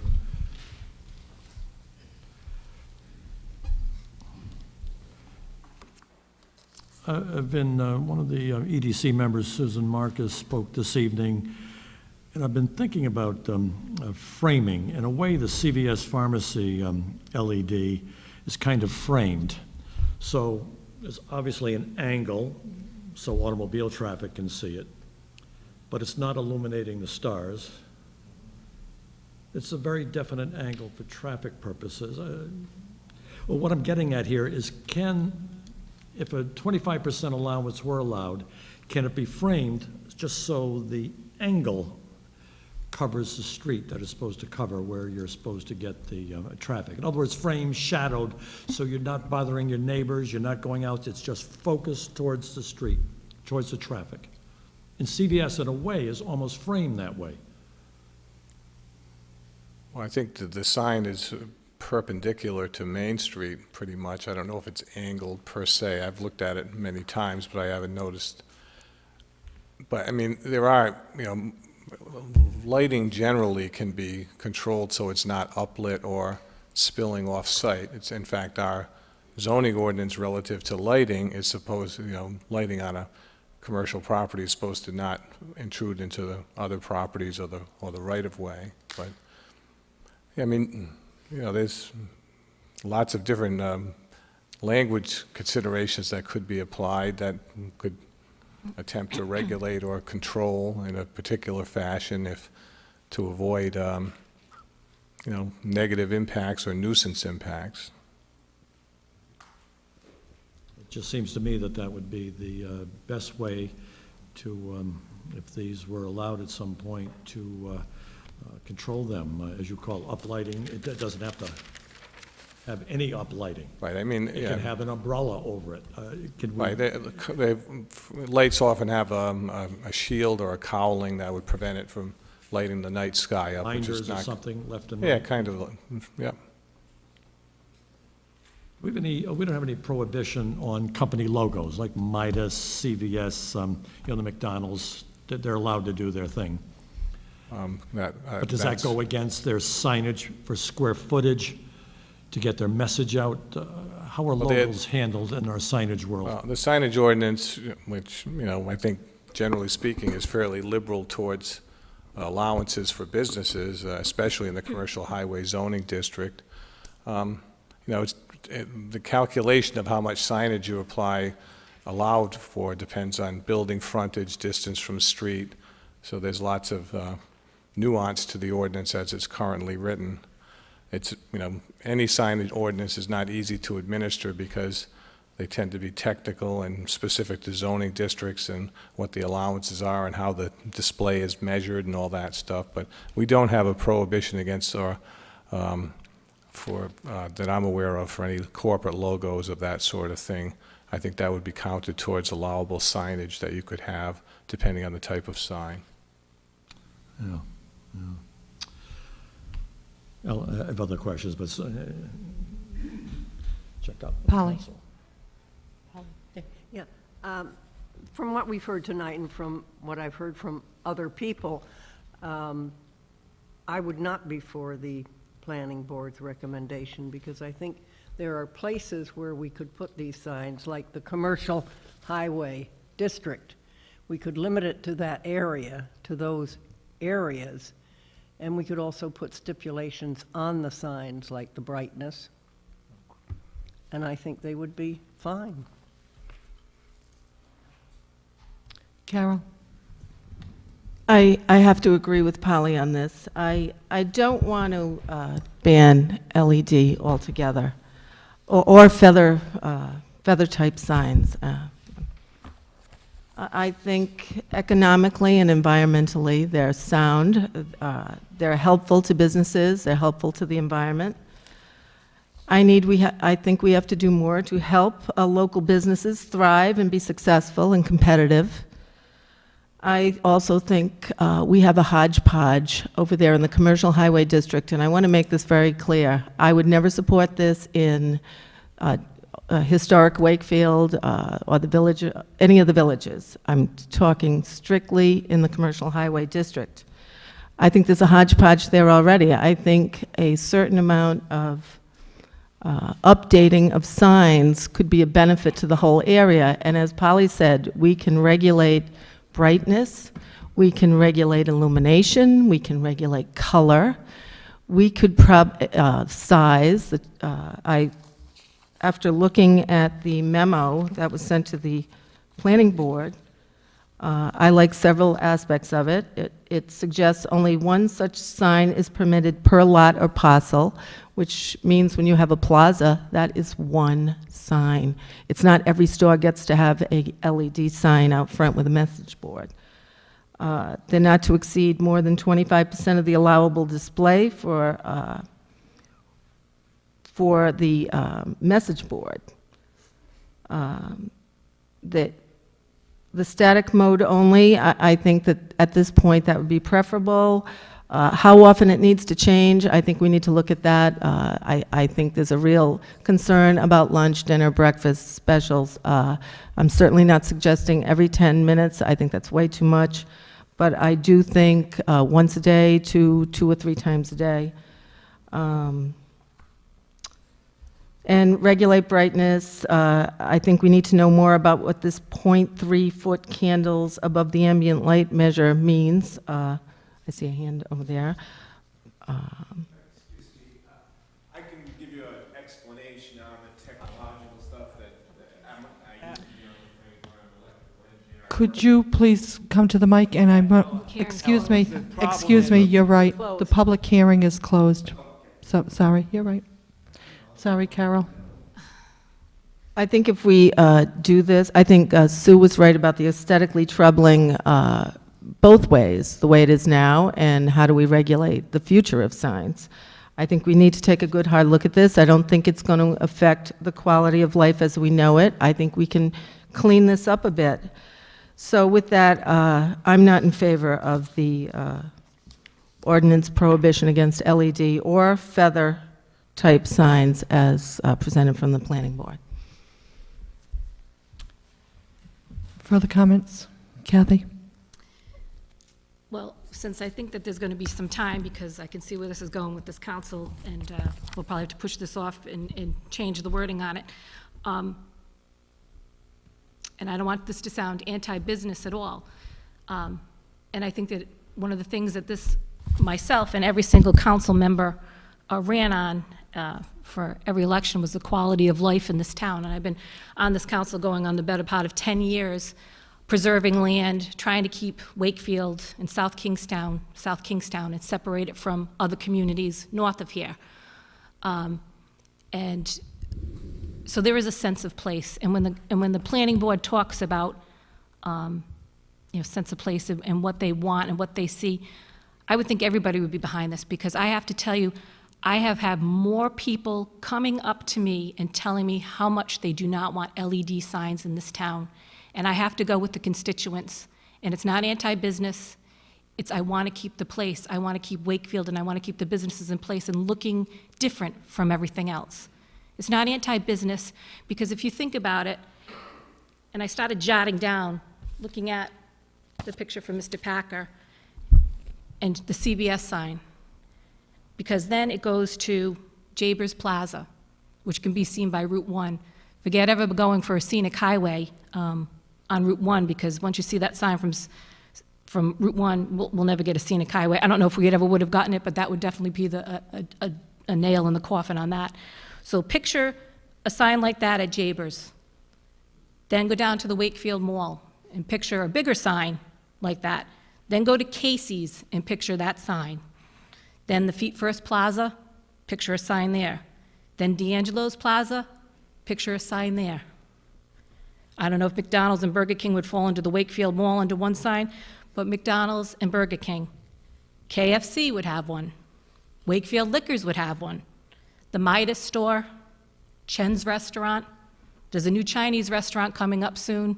They'll want one, because they got to compete with the bowling alley across the street. Bowling alley. Clock Farm, I don't know if Clock Farm would go for one of those, but they probably put a sign out there. Bobby G's, Benny's, the plaza next to the bowling alley, it's escaping me now, is it the Clock one? No, it's that plaza there. Belmont, doesn't look like they're signing on, but that's question mark, because once everybody else goes, then Belmont's gets a big sign. Best Eaten Donut, Maine's Plaza, Quo Vadis Plaza, probably bigger signs there. Rody Joe's, the AutoZone Plaza. Did I get everything? I think I got pretty much everything up and down the road. So in my calculation, that goes to about 23 LED signs in the commercial downtown district. Just in your mind's eye, because we're going to have some time in between this, so I'm asking every resident to look up our numbers, call every council member, let them know your opinion, because you certainly have let me know. So think about 22 LED signs, plus the two we already have, 24 LED signs in commercial highway district. Is that the South Kingstown that we want? Is that what we want in our commercial district? I have to look at it objectively. That's all I see coming up and down that whole cross section of town. So one business thinks that they're going to get more business from it, but the neighbor next door is going to have it. People are going to have whiplash trying to see who's got the best lunch and dinner special going on in the town of Wakefield. Just picture it, and picture what it's going to look like. That's not what I ran on the council for. I'm listening to the constituents, and there have been many, many, many emails, letters. I'm at the grocery store. People stop me and tell me, my neighbors, I think that you're going to have a lot of opposition to it. So just picture what it is. Once you open the door, it creeps in. It's a little sign. Then the next council down the road, they might say, let's change that a little bit. They want a bigger sign. Then it gets bigger. It's just that creep-in factor. Do we want to become a Myrtle Beach? We don't. I don't think we do. I think we want to keep the sense of place that we are in the town of Wakefield. I'm not being anti-business. I think I want to see all the businesses succeed in this town. I'm a business person too. But I just don't see this as being the answer. I think it makes us like every other town. I think it makes us look like Route 2, Bald Hill Road. Carol works on Bald Hill Road. She sees it every day.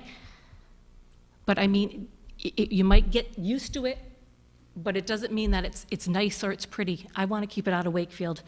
I'm just asking everybody to really, really think about what Wakefield's going to look like if this passes. I'm going to ask the council members to really, really think about what Wakefield's going to look like. Jim, I know that you were hot on the scenic highway. I know that when the Commons was being built, you were one of the people who didn't want to see it become a sign haven. It was something that was a concern of yours. Could that have changed in 10 years? I don't think so. I don't think that that could be a 180-degree change for you. It's something that I just want everybody to really, truly consider. I can't help but think about the movie It's a Wonderful Life. And do we want to live in the Bedford Falls, or do you want to live in Parterville? And think of the drastic changes of the different towns. I know it might be a dramatic saying, but 22 signs could possibly be up in this town. So I am going to, I guess, support the planning board, although they do even talk about using the LED lights inside the signs, but I'd rather not see any LED signs in this town and keep Wakefield and South Kingstown what we've come to know and love and what we've all sworn here to keep the character of in place. Thank you. Thank you. Jim? I'm sorry.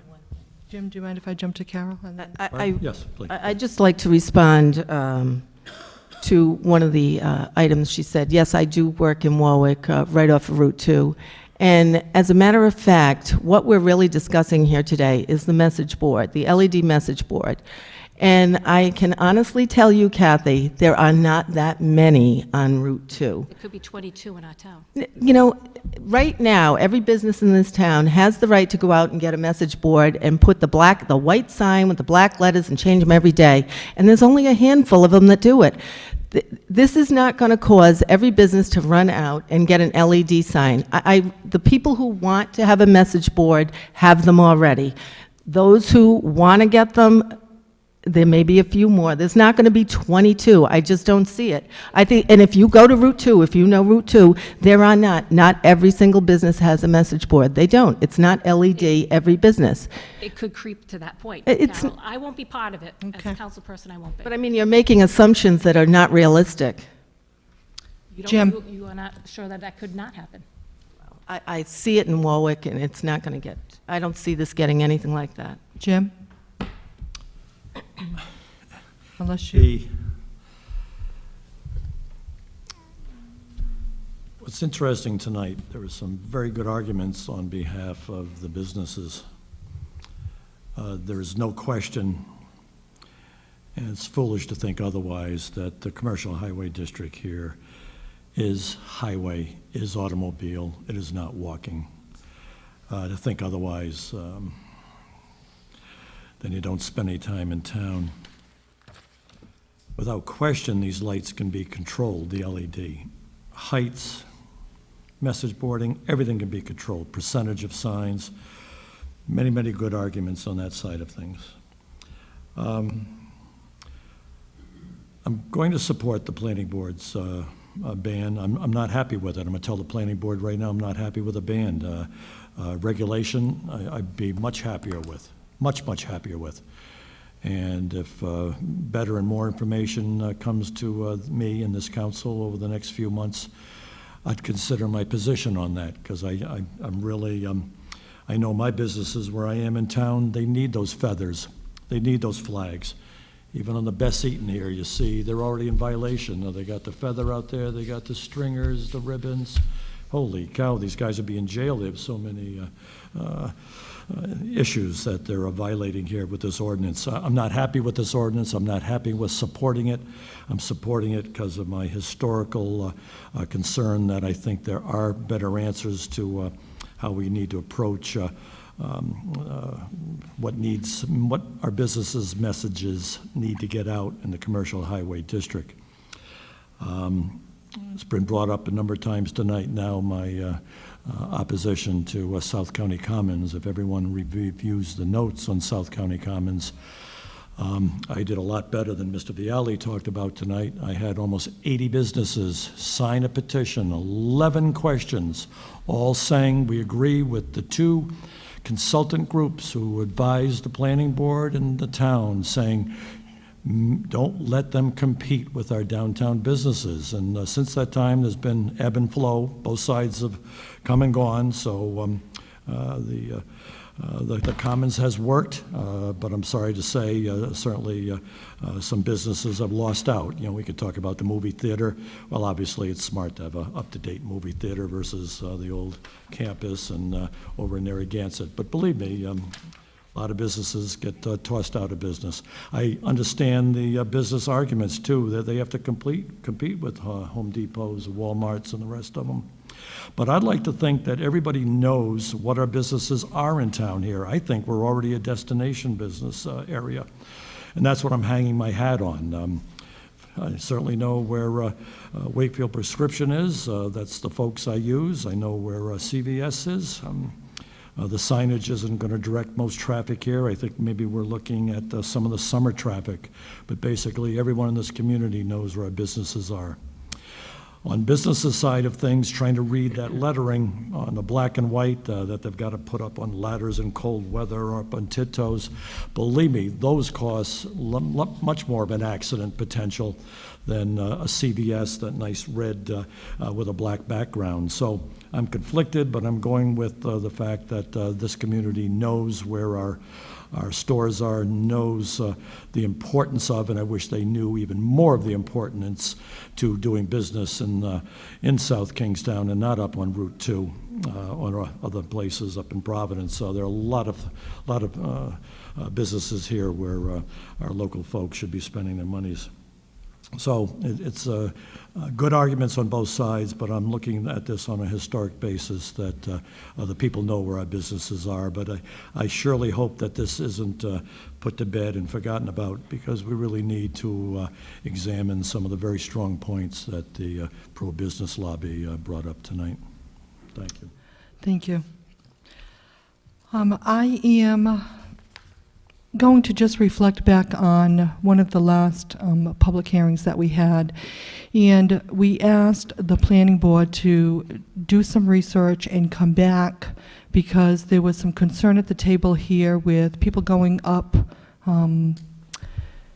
ladders in the ice, in the snow, and I heard from Andrea that there is an arm to alleviate that. Nevertheless, they are out in the ice and the snow, and I know just being around town with the ice that we've had the past couple of years, that's a strong concern of mine. If there is something in a business that they can control, electronically for the safety of people working in our businesses, I'm definitely for that. I know that I had a conversation with a member of the planning board, and was stated that there isn't really any current technology to bring us to the point where there is a sign that can be read like a Kindle, black and white, blue and white, whatever, maybe two colors, to really give us that technology here in Wakefield. I've also listened to our town staff with all of the current technology that's out there, and I truly feel as though we need to educate ourselves better. At this point, I would, and I do support the planning board in their efforts, but I cannot at this time move forward with this tonight. We do have a company that has reached out to us. I'm not sure how they got the information to us here at the town council, this Dactonics. And I really would like to see one of these companies here in the town chambers, possibly bringing a sign that's attached to a trailer, looking at the 0.3 candlelight, looking at different suggestions that they have. And I really would like to see this sunset date put off to January. I like the idea that these LED signs prevent excess lighting spillage. We talk about the quality of life. I think that that is something that is good for the health of the people here in town. Again, I like it because it's safer to program inside. I can't even imagine what the electrical savings are, but if there was a business that would be willing to, in town, to possibly bring a business in to present, or if we do that at the town council table here, to show us some of what these signs look like, I really would like to know what the electrical savings are in this difficult economic time. If it is $500 a month that our businesses will save switching over to LED, I'm in favor of that. According to Dectonics, this is better for the environment, raises business revenues, again, in this economic time. If that's something that will benefit our businesses, then I think we need to look into that a little more. Could this be an improvement to what we already have and pull some uniformity together? I liked Susan Marcus's suggestion. I think what we have now is already a Route 2 in Warwick. And I also would possibly like to think that maybe it could be a special use permit that when people do apply for signs, and I know that they probably start at $10,000, and I'm not sure if all the businesses are going to run out tomorrow, so that we will have 22 signs immediately. We may end up with that over a period of years. I definitely agree with Polly. I would like the brightness controlled. I would like to further elaborate maybe how we can have businesses apply if this does get approved for a special use permit on each business that does come in front of us. But I'm not in favor of passing this tonight. I think that we still have our homework to do, and we need to further educate ourselves before we make a decision. So, further conversation here at the table. Would anybody be willing to putting it off to January 9th and asking a business to come in with some signs that we can look at? Jim had a question. Jim, did you have a question? Jim?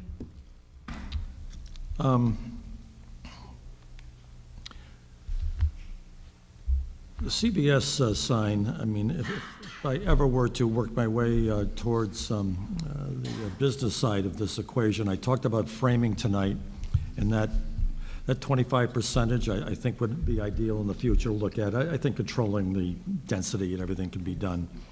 But I think if it's framed right, and Mr. Packer, I'm going to ask you a question, maybe, because I think you said you represented Flood Ford as one of your 10 clients tonight, or Flood Mazda? Mazda. Okay. If you want to see what's wrong with lighting. Excuse me.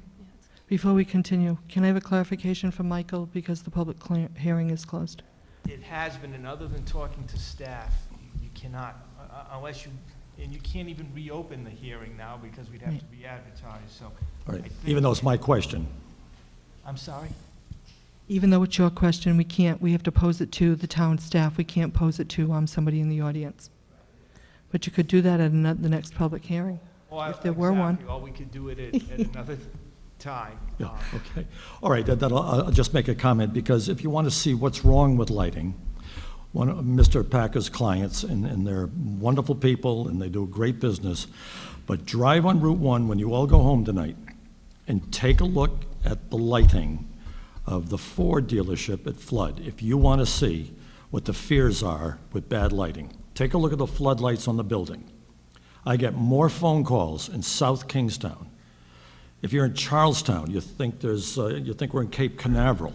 If you want to see what's wrong with lighting, take a look at that, and maybe you could help us and help this board and this council if we saw a different lighting plan put in place there. Maybe we would see it echo again on Tower Hill Road. I think that's very important, but what I'm saying is I see something right with CVS, but I see something wrong with another client of yours in Narragansett. And believe me, I've had more phone calls on that lighting, angry from South Kingstown residents, because it's lighting up the world, and that's the wrong kind of lighting. There's a way to do sexy down lighting, do it correctly, but they're not doing it right, so I think that's my fear with some of the comments that were made tonight about density and uplighting, downlighting, side lighting, so on and so forth. But I'd ask everyone to drive by there on the way home tonight, just to take a peek at what's wrong. Carol? I just wanted to make a comment about the CVS sign. My understanding is that the whole thing is LED. So what's on top here is LED lights inside, an internal lights, it's an internal light source, basically, and it's saving them money. I mean, I just want to, I think we have a picture in our minds of what LED is. It isn't just a message board. It's also the top part of the sign. And this is saving people substantial energy bills. And I think, I don't see anything different between that and what we're looking at, say, at Casey's or the bowling alley that has got, I believe it's fluorescent lighting inside, and that's costing more money. So I just want everybody to take a look at the top part of the sign, because that is LED, and it's a different face of LED than what we're all, I think what we're all zeroing in on is the message board. And I don't think that everybody's going to jump for that message board. I think some people may want to get a new sign with the internal or external LED that will save them money on their signs. Maybe they don't need a message board, but I don't think it looks that much different than what we already have. It looks cleaner. I think that's been said by some of the studies. I just wanted to point that out. Kathy? Ella, one last point, talking about safety concern for employees, and I think that's the business's responsibility. I don't think that the town should have to get into play on that. What the town should be concerned about as far as the safety factor, and also, obviously, the state of Rhode Island, because that is the state road that, that intersection, and we have had a death in that intersection, unfortunately. And that is still, people might say it's not a walkable section of town, but there certainly are the Indian Run Village residents who are in and around that area constantly. There are students who, especially on Wednesday morning, when school goes in a little bit later, are getting coffee or walking around that intersection. And I saw about 4 of them in the intersection the other day, which I was holding my breath, making sure that they crossed safely. But when you have these LED signs and you're coming down Tower Hill and you're looking at Casey's and you might miss it and look in your rearview mirror to see if it's roast beef or pot roast that's for dinner, because you can still see those signs from a distance. You're going down a hill into one of our most dangerous intersection in the town, South Kingstown. So, and whether you're coming up and you're going by the bowling alley, and then it will be Bobby G's probably, and you know, maybe the new Chinese restaurant, or Chen's who has a special, who knows what and how many signs are going to go up. That's a very, very busy intersection, and that is the safety concern that the council, I think, should first and foremost be concerned about. And that is one of my other things that I did not point out when I was talking earlier, and I just wanted to bring that up. And then for your point about Daktronics, you also have to remember that Daktronics, when they sent that letter, they're also, as a salesperson, that's a big sales pitch too that you're reading. So I want you to be objective in what you're reading, because they're trying to make sales to all the businessmen and Right. women in this town. And Kath, let me just clarify, it's not that I would want Daktronics, to be the one to come in, but I think that we need to further educate ourselves. I think as far as the distractions go, I think that what we have here is a distraction. Be increased. I'm hoping that something can be toned down and improve our signage so that it's less of a distraction. I know that intersection is, I think it's quoted as the worst one in the state of Rhode Island. And we're looking at some improvements to that. I'll even further elaborate on your statements. We have phys ed classes that travel, from the high school down to Old Mountain Field. And there was also a student that I believe was hit there. I will further elaborate on that. But I find that what we have now can absolutely be improved with the current technology that we have. So, but I feel as though we don't have enough information, and maybe I'm, going to beat this horse, but I'm one for gathering data, and maybe it's the educator in me, but I think that there are still many unanswered questions before we make this decision. I have to say that I think the planning board has done an excellent job in reviewing this several times for this council. So I wanted to give them my thanks for the work that they've done and coming back twice in doing this. And I see many of the members here and past members too, who could have probably shed some light on it, but maybe another time, for your work that you've done. So I think tremendous amount of work has been done, but be that as it may, I think if this went to the town people for a vote, I think that this would be soundly defeated. That's all I have to add. And I just want to make sure that there's no inference that I didn't think that the planning board did do their job. I'm wanted to hoping personally that thank them. the dialogue, continues. Again, many unanswered questions. What is the electricity bill that can be saved? So on and so forth. I think that there's many questions. Carol brought up the .3 candlelight. I really would like to see what that looks like. I don't know, if there's something coming down the line, maybe in 6 months from now. I know that that was a conversation that I had with one of the planning board members, that down the line, we may be able to meet the needs of what we were looking for at this town council table. Maybe it's right around the corner. But if we don't have that dialogue with some of the businesses that build these signs, we're not able to make an educated answer. Polly? Could I ask that we continue this then, this public hearing until a date in January? I would be in favor of that, and Could I suggest January 23rd, you've got capital budget adoption that evening. January 9th, if you're going to ask staff to have time to meet with specialists in the field to be able to get information, I'd suggest you consider bringing it to the first meeting in February. That would be fine.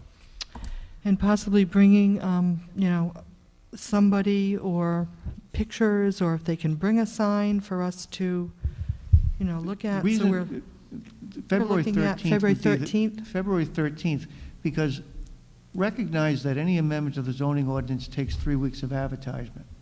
Right. So you're going to need to back up from 3 weeks from the time that you have drafting done and you have a council meeting when you can take a look at that as far as what you would have advertised.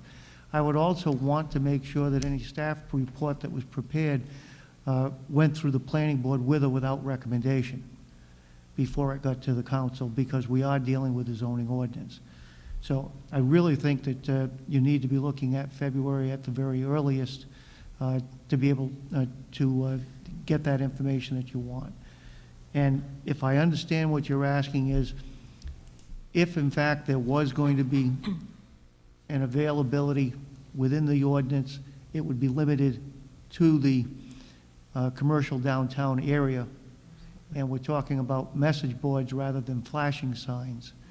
And what we would be looking at is to continue the exclusion as far as flashing animated type signs. And we would be looking at providing an availability for the message component. Because in many cases, the message component is inserted in existing signs. And in fact, may not even change the existing sign stanchions, similar to what happened with CVS when they installed that data center. We can talk with the company and see if there's anything we can get, but I'd like to have staff be able to do the review, take it through the planning board with or without their comment, and then bring it to the council, where then you would order advertisement of it, and we would need that 3 weeks. So possibly we would have, by the second meeting in January, the ability to have an order of advertisement if we would have the 3 weeks. If not, we may need to have it as the second meeting in February. We got the 3 weeks from the 28th on January.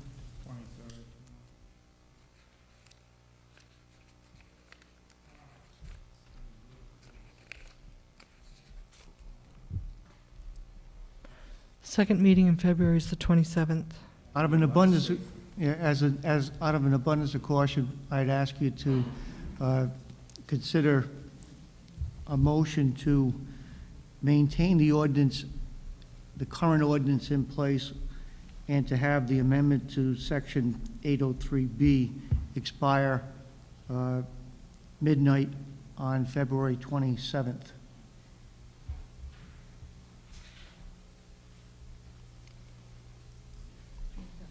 Yes, that's fine.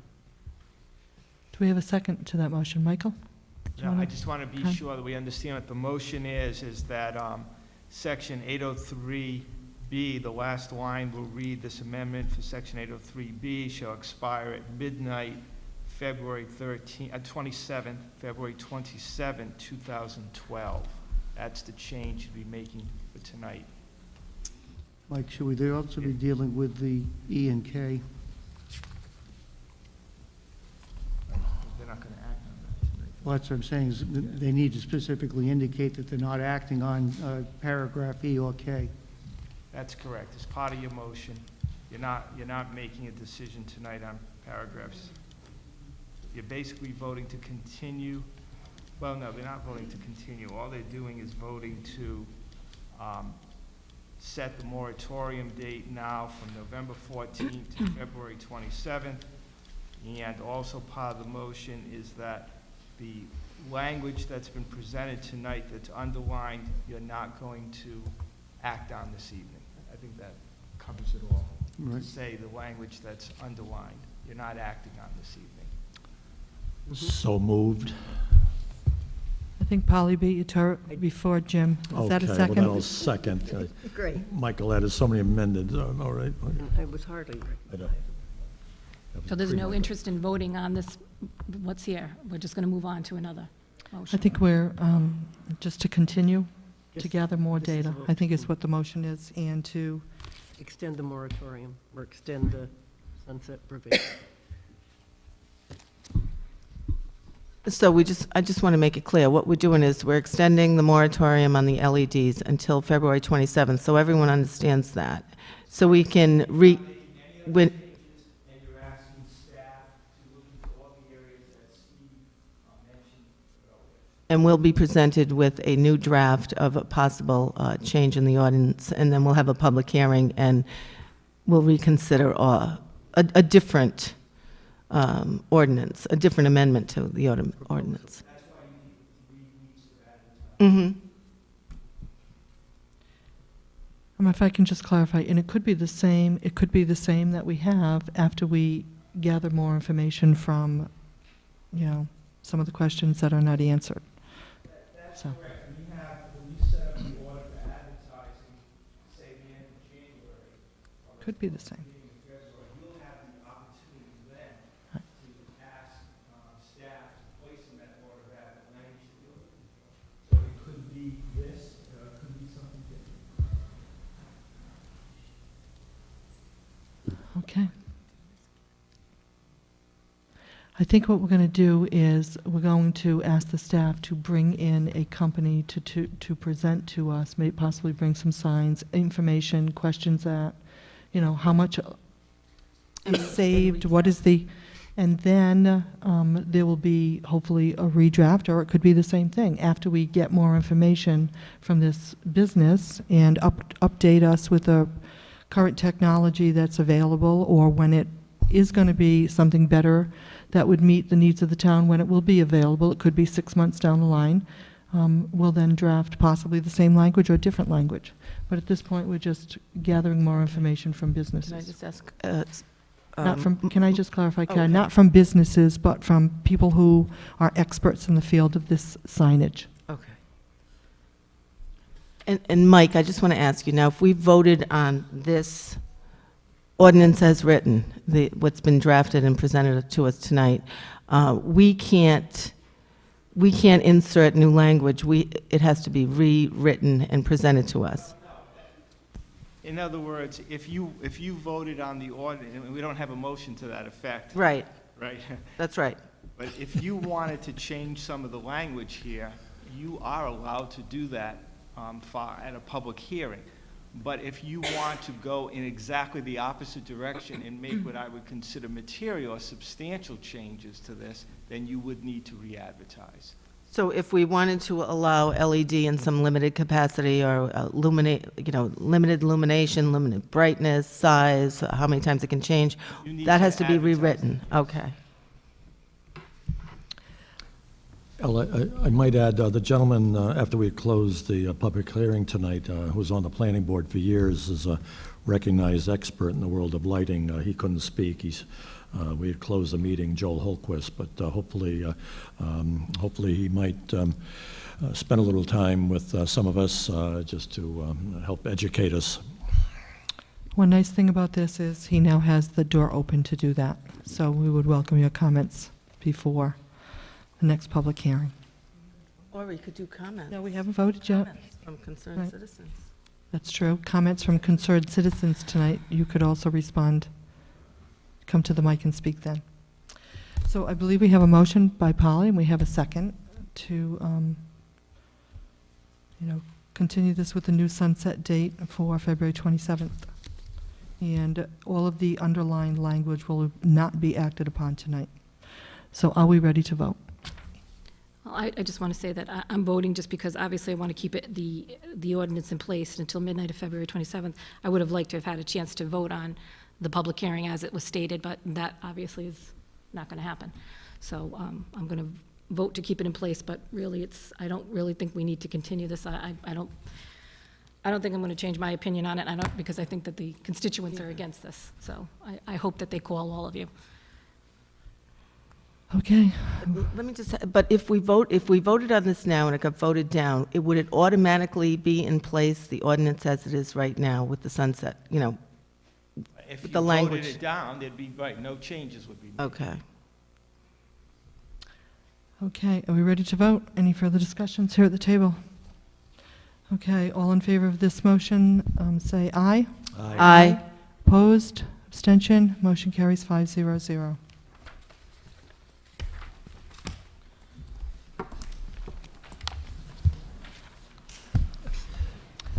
Dinner break? Dinner break.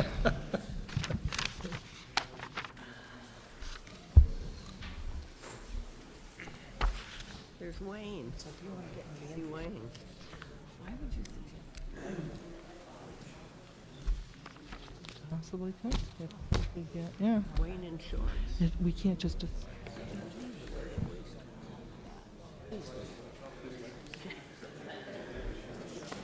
can't make that assumption.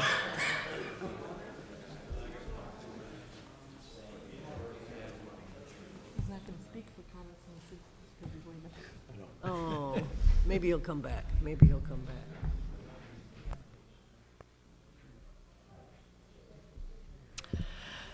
I'm going to move on to our second public hearing. This is a public hearing relative to proposed amendments to the zoning ordinance, Article 3, Use Regulations, Section 301, Schedule of Use Regulations, Table in Appendix A, Use Code descriptions as followed, and this is in reference to a pet daycare facility. So at this point, Vin, back to you. Good evening again. You have one communication. A communication dated October 12th from the Planning Board recommending that the Town Council enact revisions to Article 3, Section 301, Schedule of Use Regulations, Table and Appendix A, Use Code descriptions as detailed on the agenda. Said ordinance revisions establish a new Use Code 5.1 pet daycare facility and amend existing Use Code 78.4 transportation equipment manufacturing to allow accessory retail sales and incorporating findings of fact, consistency with the comprehensive community plan, and findings of consistency with the purposes of zoning. Thank you. Vin. Good evening again. The plan, what's before the council this evening is a proposal, public hearing to establish a new use code as mentioned in the introduction by the chair as well as the town clerk for pet daycare facility, which is not contemplated in the current ordinance, but there does seem to be a trend of that sort of use being a modernization of ordinances that's occurred in a number of other jurisdictions, and I think it's been helpful towards supporting modern lifestyle and care of pets. And the second amendment would be an amendment to an existing use code, 78.4, which is transportation equipment manufacturing, which would specifically allow for the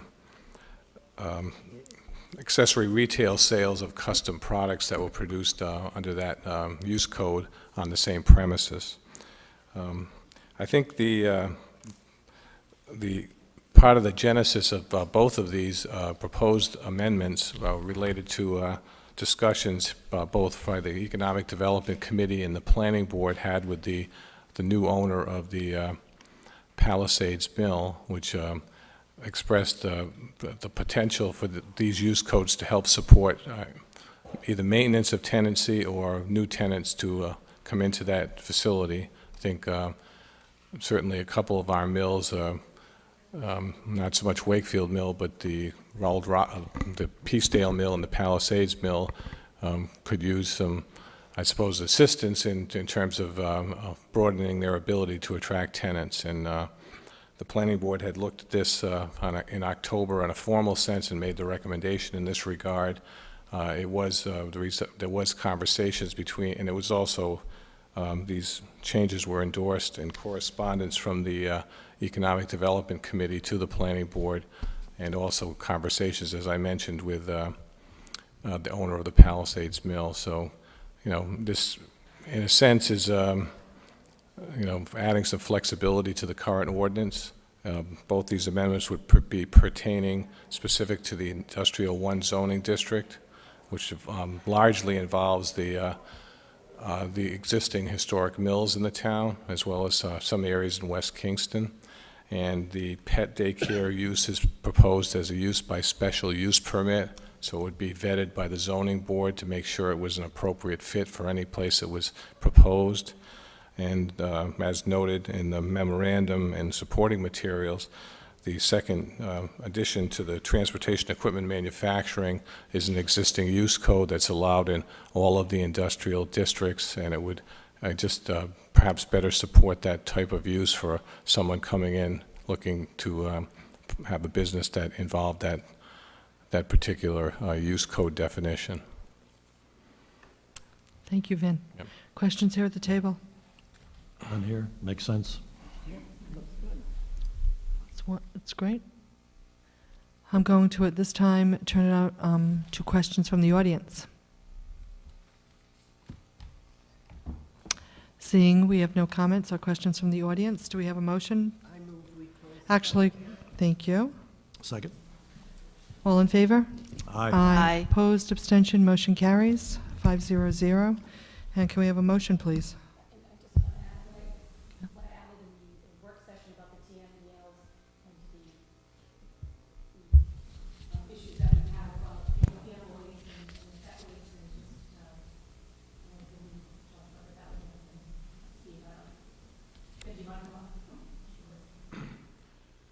I think that was a point well taken that made during the work session. That one of the reasons I think it was suggested that daycare usage be governed by a special use permit process would be that the zoning board could take a look at just the potential nuisance factors that could be associated with that use and govern them properly, as well as looking at the pet waste management, so we don't end up having any issues with our water bodies in town as a result.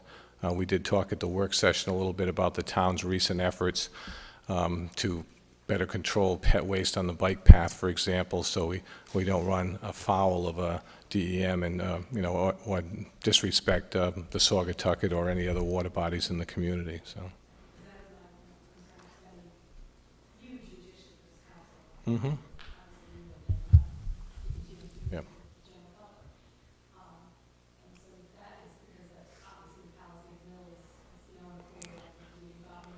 Right. Right. A river runs through it, yeah. Yeah. Mhm. That's just my only concern because it is such an important thing, total TMDL Right. is total maximum available, and there is the streams that, waste and nitrate as well. Right. That's just something Right. Yeah, I mean, that certainly is a very legitimate point to review for any use proposed in this particular area. Yeah. Thank you. So we have a motion, and we've closed the public hearing. Do we have a motion? I move approval of the amendments presented to the zoning ordinance, Article 3, to add the pet daycare facility and to add the language in the transportation equipment manufacturing. Could you add, all as presented in public hearing item B, and that you specifically incorporate in your motion the findings of fact in consistency with the comprehensive community plan and the findings of consistency with the purposes of zoning, all is set forth in the planning board recommendation dated October 12, 2011. So moved. That's good. Second. Second. We have a motion and a second. All in favor? Aye. Opposed, abstention, motion carries 500. Which brings us to our third public hearing. This is a public hearing relative to the renewal of liquor licenses for the year beginning December 1st, 2011. Said licenses are granted contingent upon the issuance of the Certificate of Good Standing from the Rhode Island Division of Taxation, compliance with all town ordinances and regulations, the payment of any municipal taxes and user fees and arrears in the town, and the correction of any fire code violations. Application for licenses to sell intoxicating beverages under the provision of Title III of the General Laws in 1956 as amended have been filed as this office as follows. And I'm just going to just read the names of the Class A retailer. We have Jaber's Liquor, Patsy's Package Store, Sweeney's Package Store, and Wakefield Liquors. Do we have any questions here at the table? Do we have any questions in the audience? At this time, I'm going to move on to Class B Victula. We have 333 Main Street, that's Fat Bellies. We have Matunic Oyster Bar, Bobby G's, Captain Jack's, Casey's, Chen's Restaurant, the Muse Tavern, Giro's Far East, Hanson's Pub, Italian Village, Ocean Mist, Kingston Sushi, Laurel Lane Country Club, Old Mountain Lanes, Pegasus Pizza, that is Estia Restaurant and Pizza, Pump House, Rody Joe's, Rose Hill Golf Club, Shogun, Steak and Seafood, the Tipperary Tavern, which is Mulroy's Joyce Family Pub, Traditori Romano, and Bistro. I'm going to stop it right there. Do we have any questions here at the table? Any questions, comments from the audience? I'm going to move on to Class B Tavern. We have Bistro by the Sea, South Kingstown Hotel Associates, that's Holiday Inn. Questions here at the table? Questions from the audience? We have Class B Hotel South Kingstown, that's Holiday Inn. Questions at the table? Questions from the audience? Class B Limited, we have Tony's Pizza Palace, La Strada Wood-Fired Pizza, we have DB's Pizza, and if I can ask that we exclude... Okay. Phil's Kitchen. Any questions here at the table? No. Questions from the audience? And Class D Club Full Privilege, we have the Elks Club of South Kingstown and the URI Board of Governors, that's the Faculty Center at URI. Questions here at the table? And questions from the audience? Okay.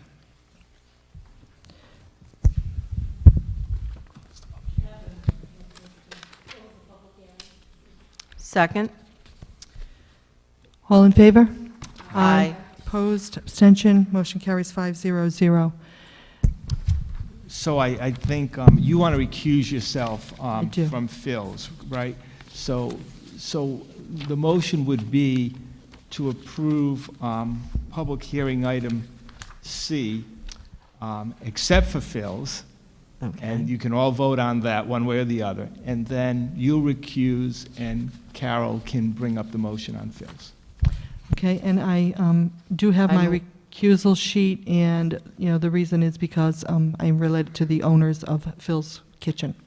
So Carol, I move that we approve public hearing C with the exclusion of Phil's Kitchen. we have a motion and a second. All in favor? Aye. Aye. Opposed, abstention, motion carries. Somebody I- else, I'm going to recuse myself. Someone want to make the I motion? move that we approve public hearing C as it relates to Phil's Kitchen.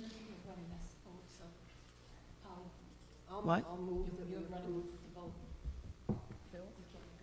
Oh, sorry. Okay. I'll move that we approve Phil's Kitchen. All in favor? Aye. Aye. Opposed? The motion carries 4-0. Thank you. Now we have to go back to license C, to B and C. Actually, B through I is you're going to go back to.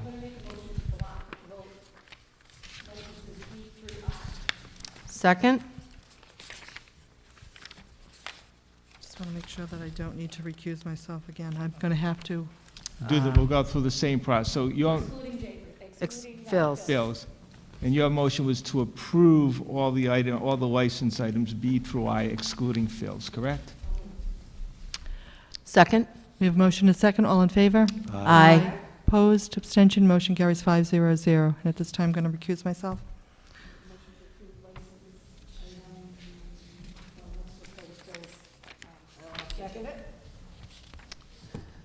All in favor? Aye. Aye. Opposed? Motion carries 4-0. Thank you. I believe we're going to go to page 18, communications.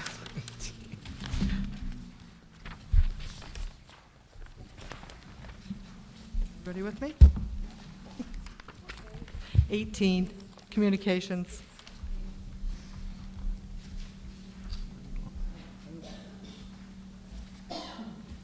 We good?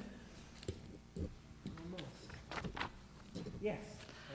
Okay, item 8, communications. This is a communication dated October 12th, 2011, from Kathleen Vieira Bedoin, Town Clerk, reporting that the Portsmouth Town Council has endorsed the Town of Richmond's efforts to oppose the proposed implementation of paid tolls on Route 95 is continued from the October 24th, 2011 meeting the Town Council further directs. I'd like to move that we support this communication, in that I don't think it would be beneficial for the town of South Kingstown, for the residents and visitors to have to pay a toll to come on Route 95. Further comments here at the table? You need a second. There's been a motion. Sorry, my apologies. Second. We have a motion and a second. Polly? I don't think we should get involved, having read the material we got on that. I don't think we need to get involved in this right now, and I think we're asking for more trouble than we need. I wouldn't, as I look at the budget and hear more about what's going on, we've got to get money somewhere for these roads and what needs to be done, particularly in Florida. This may be the best way to do it. I don't think, I would not vote against it at this point. I would not vote for opposing it at this point. Maybe the only way we can get money for the roads. Further comments here at the table? Kathy? Yeah, and I had asked Steve for some information, and thank you, Steve, for getting that out to the council regarding this issue. It's more involved than just, saying that you don't want a toll. I mean, nobody wants a toll, nobody wants to put them there.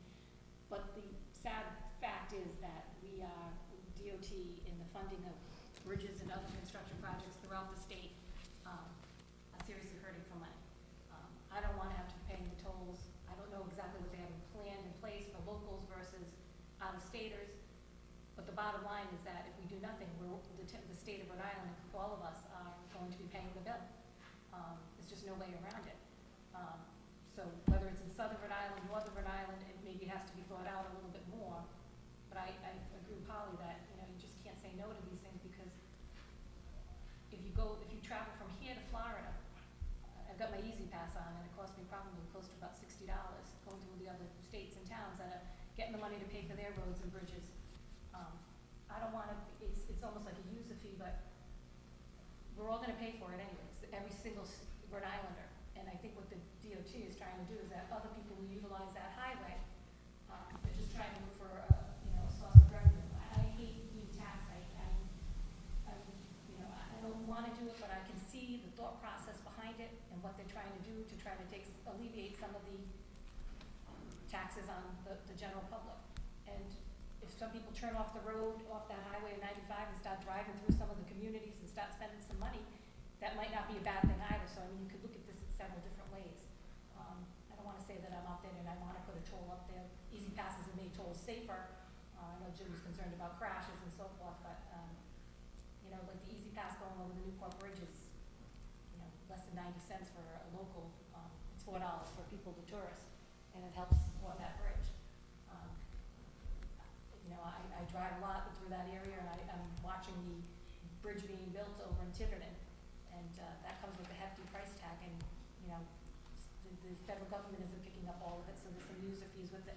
So I can understand the concern of not wanting to be taxed on it, you know, through a user fee, through your Easy Pass, but I can see what they're trying to do, and I'm just trying to, I think that we should probably wait and see, and maybe even possibly have somebody from DOT, if this progresses, come down and talk to us about what their plans are before we just say, you know, no, we're totally against it. I think they're trying to help the taxpayers of Rhode Island by doing this.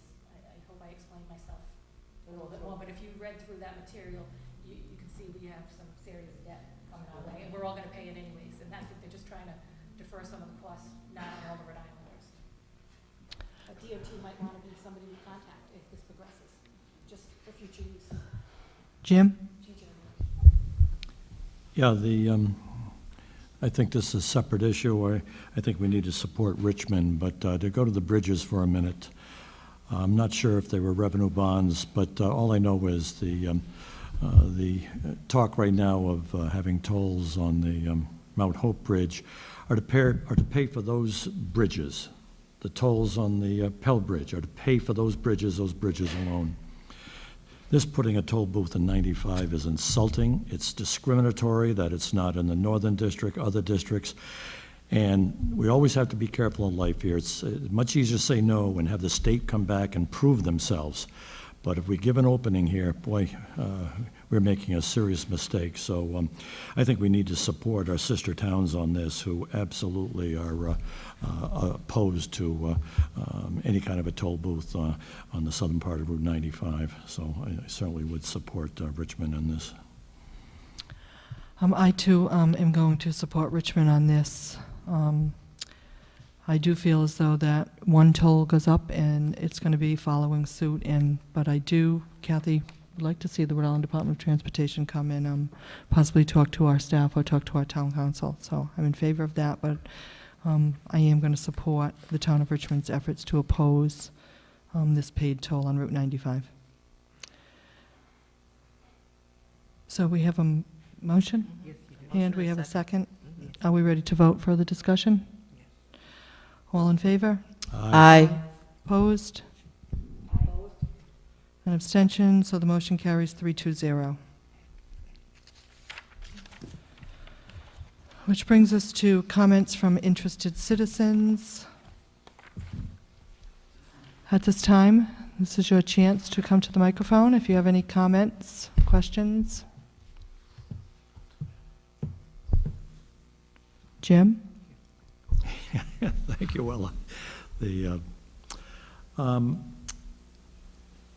Unfortunately, we don't have a resolution in place, but what I'd like this council to do, and we asked our solicitor for advice earlier this evening, I would like to have the council go on record supporting the amended Pension Act passed by the House and Senate Finance Joint Committee last week on a 13-2 vote.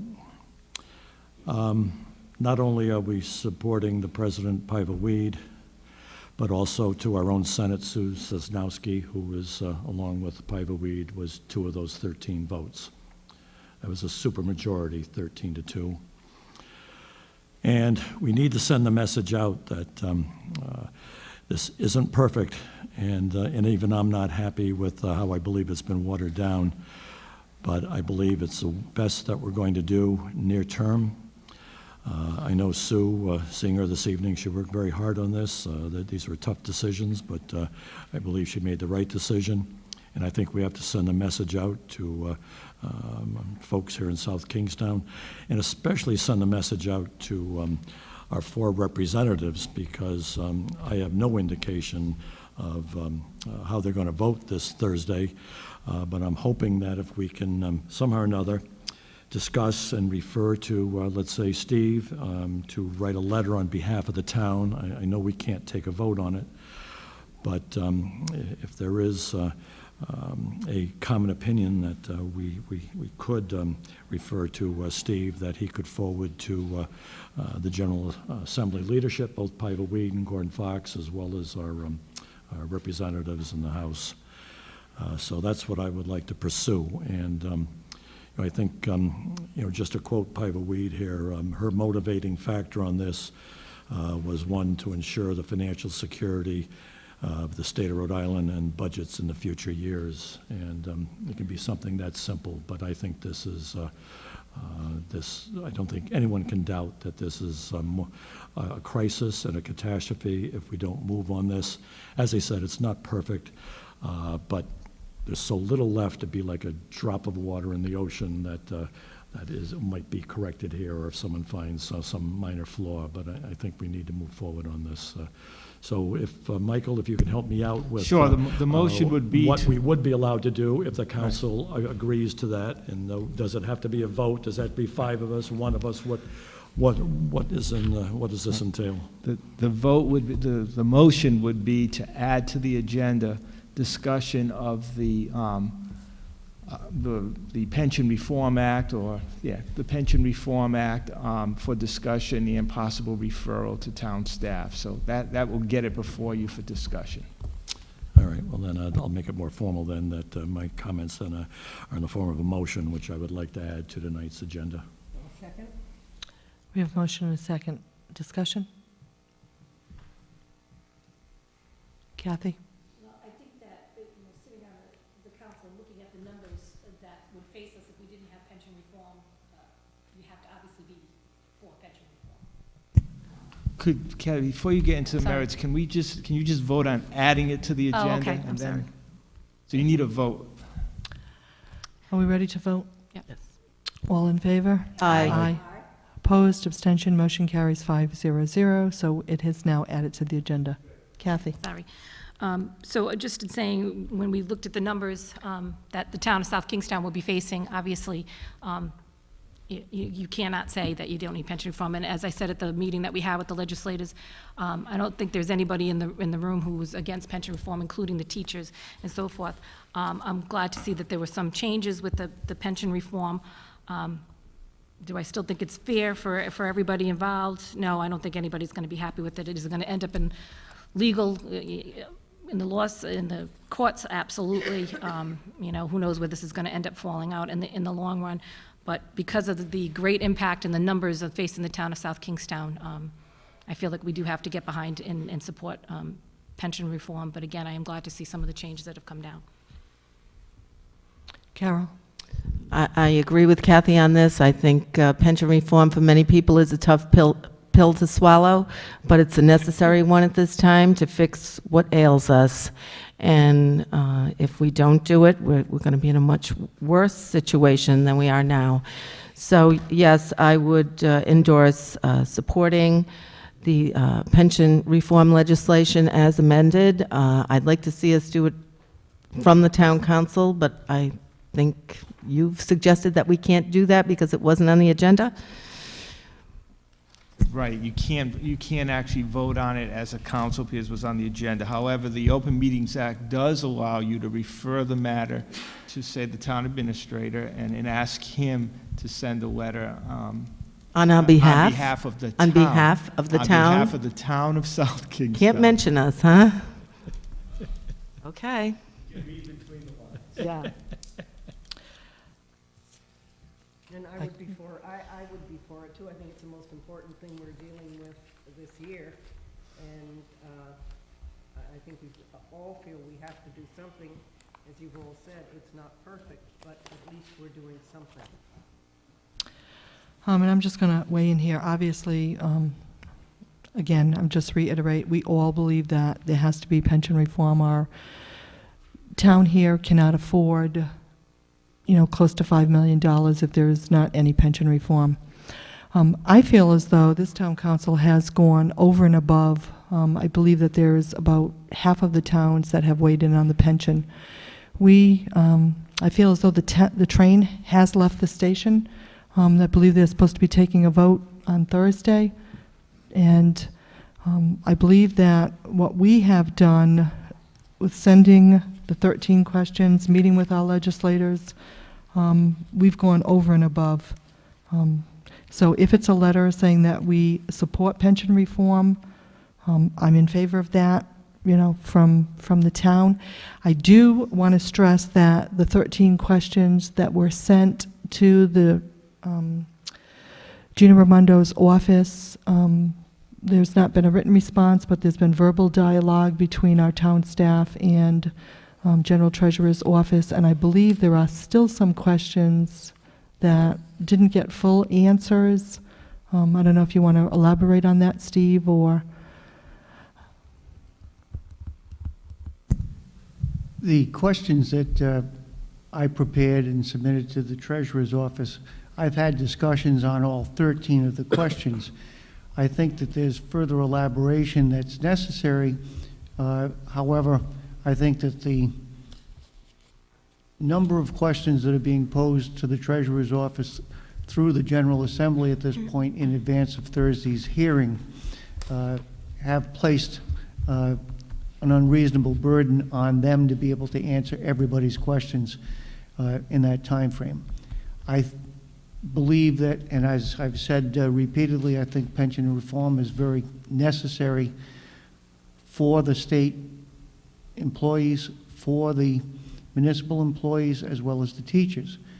I'm not sure that the provisions within the existing act, as they relate particularly to the MERS system, are in the best interest of, or provide the best relief that's necessary based on the funding ratios that are in place.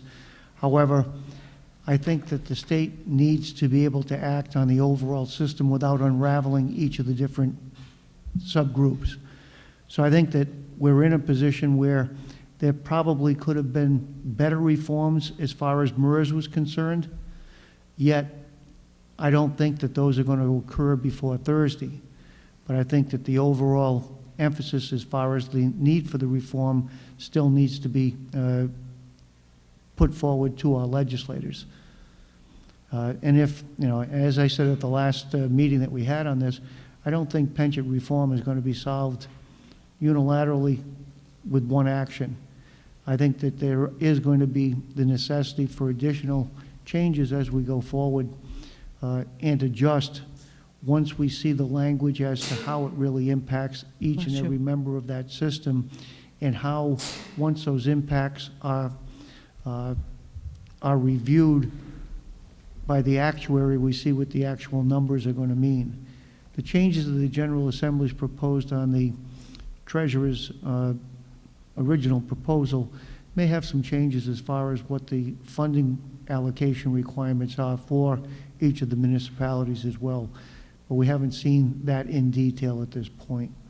But yes, the pension reform is necessary. We cannot afford the $4 million increase that the pension requirements would be next year without the reform. Could it be different and different as far as the changes for the MERS system? Yes, but that's not going to happen before Thursday. Okay, and just so that when we did meet with the legislators, they did ask for these questions to be forwarded to them, so I'm going to follow up with a phone call to make sure that they all receive them. Nobody has any objection to that. So if there are questions here that they want to further elaborate on that came from our meeting with the legislators, then they can follow up on that. So with that said, we have the motion and we have the second. Well, you'd want, the motion would be this, to refer to the town administrator the support of the town for the Pension Reform Act pending before the General Assembly. Good. Manager.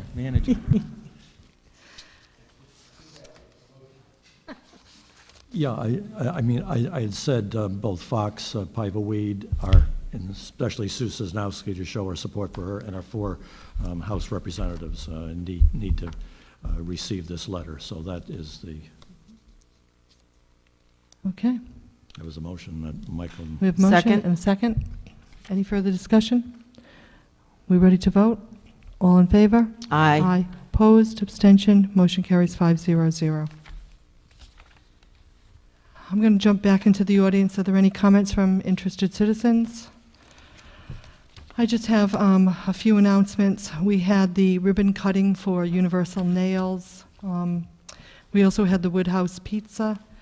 And I received an email from Leslie Deering that we have 13 Girl Scouts who has received their silver award. So I have expressed an interest for them to forward the names and possibly come to one of our meetings to start the pledge. There was also the annual chamber dinner that had the guest speaker, Gina Raimondo, and the town council had a proclamation to Joe Veely. There was also a proclamation for Deb Harrig, who has now left the South Kingstown Partnership for Prevention. That's part of your packet. I was able to attend that and present that proclamation to Deb Harrig. And the ceremony to recognize our Greek firefighters was absolutely astounding, and kudos to all of the volunteer fire department that we have. And last but not least, our Veterans Day Parade, kudos to all of our town staff, Terry, and our cameraman, a salute to you, our Grand Marshal, Billy Forbes. Turn that camera around. It was a wonderful day. So, any other comments from interested citizens? At this time, the town manager's report. I'm going to deliver the solicitors. I have nothing tonight. Town solicitor's report. I'll just ditto that. He said plenty tonight. And then we also have appointments.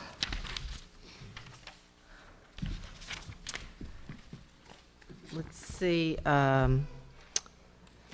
I move that we appoint Maureen Egan to another term on the Housing Authority. Her term expired in October of 2011, and she would be reappointed for 5 years, which would take her to October of 2016. Second. We have motion and second. All in favor? Aye. Opposed, abstention, motion carries 500. We have new business, item D. This is a resolution authorizing an award of bid to Dell Marketing LP, 1 Dell Way, Round Rock, Texas, for the purchase of computer workstation equipment, pricing per State of Rhode Island Master Price Agreement, number 345, an amount not to exceed $36,000, as further described in a memorandum from the police chief to the town manager, dated October 31st, 2011, and entitled Bid Recommendation, Replacement Computer Workstations. Steve.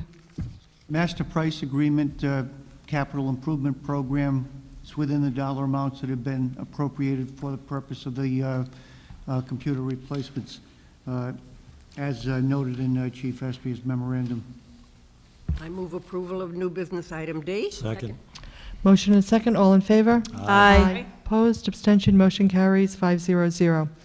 New business item E is a resolution authorizing an award of bid to Urban Construction Corporation, 1664 Cranston Street, Cranston, Rhode Island, for construction services for the Adult Day Services addition project in accordance with architectural specifications in amount not to exceed $251,500, including a $15,000 contingency, and is further described in a memorandum from the Director of Leisure Services to the Town Manager dated October 26, 2011, and entitled Adult Day Services Expansion Project, Construction Services Recommendation. The recommendation is for award to the lowest qualified bid, subject to deducts that are listed in the memorandum provided by Terry Murphy, the Director of Leisure Services. Essentially, this project is the construction of a 30 by 36 addition to the Adult Day Services facility on Old Post Road. It also includes the installation of a new ISDS system, an advanced tech system. The overall cost for the program, including the ISDS installation, the engineering, and the construction for this, is approximately $290,000. That $290,000 would also include approximately $15,000 in the contingency. There were 7 bids that were submitted on this proposal. Lowest qualified bid at this point is the Irvine Construction Company. Base bid is $236,100, net of the 4 deducts that are listed in Terry's memorandum. We're asking for approval of the base bid as well as the $15,000 contingency for a total authorization of $251,100. Thank you. Questions here at the table? No, great job, and we're excited, and let's get this thing going. Thank you, Terry. I move approval of new business item E. Second. Motion and a second. All in favor? Aye. Opposed? Abstention? Motion carries 500. And we await the day where we get the tour of that facility. New business, item F. This is a resolution authorizing the waiver of municipal building permit fees and soil erosion runoff and sediment control permit fees for the Adult Day Services Addition Project, and is further described in a memorandum from the Director of Leisure Services to the Town Manager, dated October 26th, and entitled Adult Day Services Expansion Project Construction Services Recommendation. This is the waiver of fees for the contract you just approved. I move approval of new business item F. Second. Motion and second. All in favor? Aye. Opposed? Abstention? Motion carries 500. Last item on the agenda for new business is item G. This is a resolution authorizing an award of bid to International Salt, 655 Northern Boulevard Summit, Pennsylvania, for road salt at the unit price of $56.30 per ton delivered, per State of Rhode Island Master Price Agreement number 125, and is further described in a memorandum from the Public Services Director to the Town Manager, dated November 7, 2011, and entitled Bid Recommendation for Winter Road Salt. While we never want to think about having to put road salt down, at least this year the price is good. Yeah. Well, it's down approximately $20 a ton from what it had been in the current year. Again, we're purchasing under the state's master price agreement. Did we have any road salt left over from last year, or was it all used? Yes. Yeah, we had replenished the supply at the end of the season. I think at this point, Bond's probably got about half of it full. Well, let's pray for a mild winter, so we don't... In fact, we've already used it once. Wow, No, that's right. Okay, do we have a motion? I move approval of new business item G. Second. We have a motion and a second. All in favor? Aye. Opposed? Abstention? Motion carries 500. Motion to adjourn? Second. Motion to adjourn. All in favor? Aye. Opposed? Abstention? Motion carries 500. Meeting adjourned.